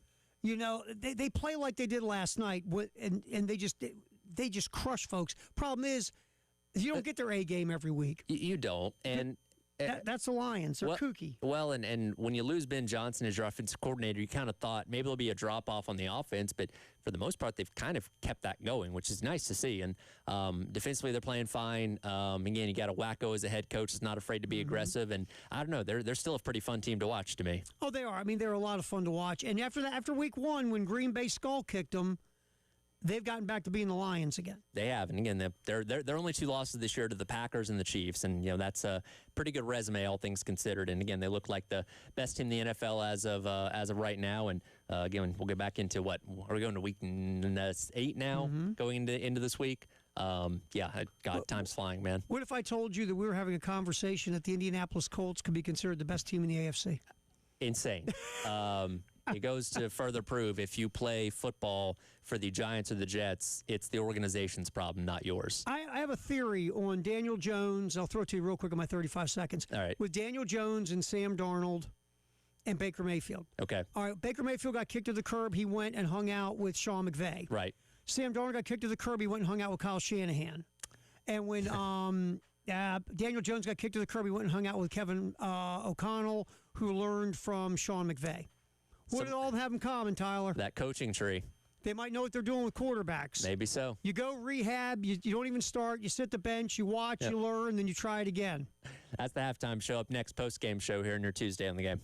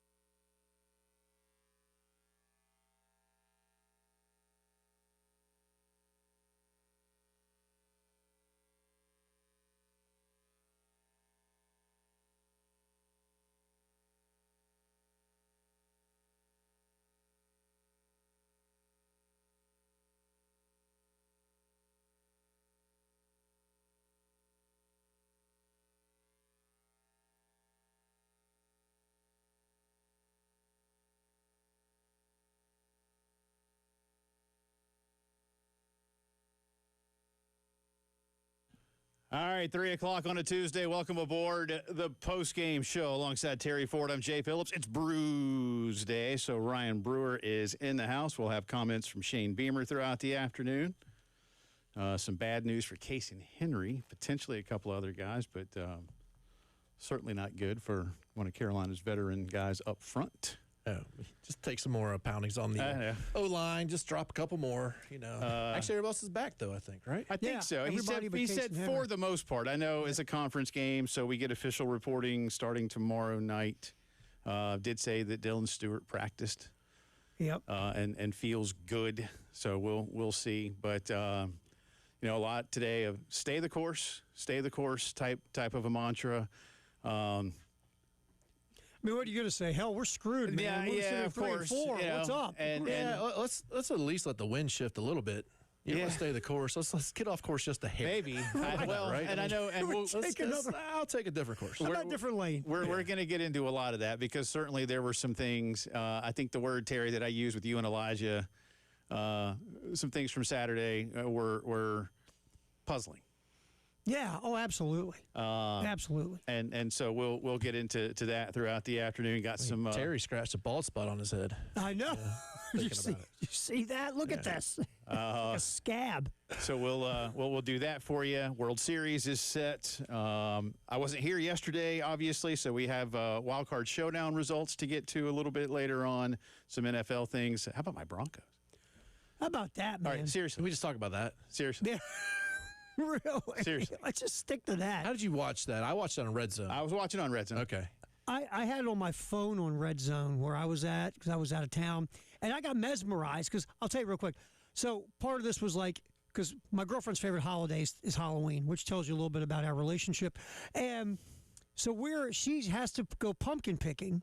So I'm in a pumpkin patch in East Bumble, whatever, and I got my phone out watching Red Zone on Sunday, and I'm watching this game. She goes, "Are you going to help me?" I go, "The Giants are blowing this lead. I'm sorry, you're on your own with the Pumpkins." My biggest question, and I will probably come back around to it, but the 3rd and 5 interception. Mm-hmm. Okay, seriously, one question: why are you throwing the football? Well, that's what I didn't understand. Like they're blaming Jackson Dart, and I'm like, Jackson Dart should have been told to throw the football. If you want to run and you get a yard and you punt, fine. Yeah, but and run 40 more seconds off the clock. But why are you throwing the football? Ryan Brewer. When you're well, up by I just want to yell "Scataboo" more. So I was like, please just let me yell "Scataboo" every time I touch the ball. That's all. It's like just a fun word. Yeah. We got to get Scataboo. Every time he touches the ball, he can get a negative yard loss. I'm still yelling. Don't defenses still yell "Oski" a lot for an interception? Oski. Yeah, so Scataboo. I don't know if they do anymore. That was something we did. Yeah. The only way you lose that game is to give Denver more opportunities. Yeah. So the point being is here, like you said, run the stupid thing for a half a yard, burn some more clock, and punt it off. The last thing you want to do is throw a pick deep in your own territory. Yeah. Didn't make any sense. When they did that, I was like, well, hey, thank. And for a second, I was like, this is going to be a pick 6. And it wasn't quite, but they scored pretty quickly thereafter. So, but man, that was a fine comeback. That was awesome. I might remember that one for a long time. I love. I don't want that to be the high point of the season. Because Peyton after the game was perfect. Yeah, we won, but we got a lot of stuff to clean up. They were terrible. We ain't gonna sit here and jump up and down. That's just it. Yeah, but basically, translation. Thank God we were playing the Giants. Yeah, they were terrible for most of the game. 3 quarters they were awful. And then they were the best team in the last decade or something. Crazy. Man. So, anyway, before we get started, I wasn't here yesterday, and I appreciate Terry covering. I certainly do never want to miss a Monday show after a game, win or lose, because there's always so much for us to do. But I've been doing this a long time, and those of you in this audience, whether you're new or whether you've been with me for a long time, I can't tell you how much I appreciate you, because you're why I get to do what I do more than anything else. So you're part of who I am, and I want to share with you why I wasn't here and what's going on. Yesterday, I was out because I was officially diagnosed with bladder cancer. I'm told and I'm assured that what I have is treatable.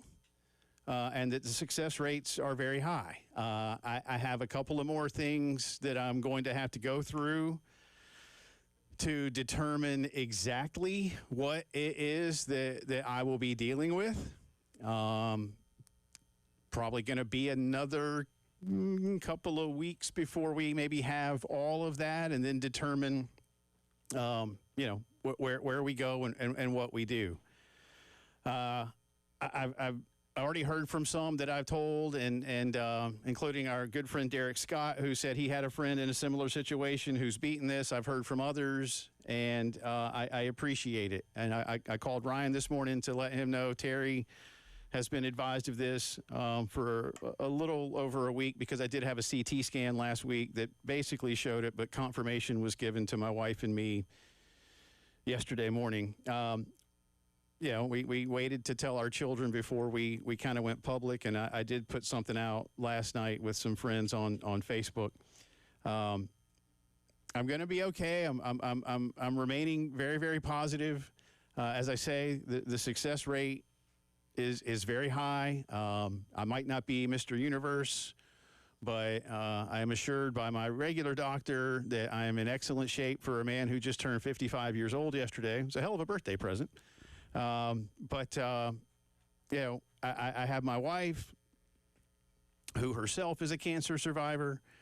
I have 4 amazing children who took the news as you might expect. But because it was my birthday, after we all had a good cry together, I did have wrapped gifts.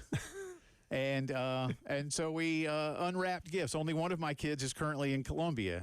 The other 3, one is professional and the other 2 are away at school. So after a good cry and a couple of good virtual hugs, which you can do, it's nice. We opened presents, and we shared a few laughs, and we all told each other that it's going to be okay. And it is. I will remain positive. Without going into details, and I'm not, I do understand that I'm going to have a rough road. But between the support of my family, Terry, who's been amazing the last week, thank you. To our general manager, Tammy Odell, who has known since Terry has known last week. Once upon a time, the folks in this company that I worked with were great to my wife and me when we had to be away when she had cancer. And when she had cancer, she was pregnant. And it was the most frightening time of my life. I am already assured by those near me here that they have my back. And that means the world to those of you who have already reached out on Facebook and Twitter. I humbly, humbly thank you. Whether I've ever met you or whether you know me through this and feel like you know me, I feel like I know y'all too. That's part of what we do every day. It's why I love my job. I love local radio. I love being able to, in a lot of ways, just be part of what we all do here in Columbia and across South Carolina every day. I will be out for a few days from time to time soon. So rather than have Terry come on here and tell you things, sat with my family last night. And I told Terry that we were going to have that conversation as a family yesterday. And I called Terry again this morning, and we spoke at length about what we wanted to do. And I called Ryan, and I told Ryan, who I've known for 20-something years now. I'm not that old, but yeah. I've known Ryan since basically I met him right after he got out of school. I knew who you were, but anyway, but I've known Ryan now for, let's say, half his life. It makes me feel younger. That I was glad he was going to be here today because Ryan has known my family and been a part of what my girls have been for a long, long time. So it's nice to have someone who is more than just a regular guest that we yuck it up with. He knows who the Phillipses are very well, and I'm glad he's a couple of feet away from me and doesn't want to throw me through a window today, at least not yet. We'll see. Give it time. I will. Don't worry. I can always find a way. But I mean that in all sincerity. And I really am, guys. I'm positive. I'm in a for someone and any of you that have been through it. I'm in the best place I can be in between my ears, primarily because, again, I've been assured by medical professionals that what I have is treatable. And again, I'll say that the success rate is high. I'm even more assured by my wife, my children, my coworkers, my friends,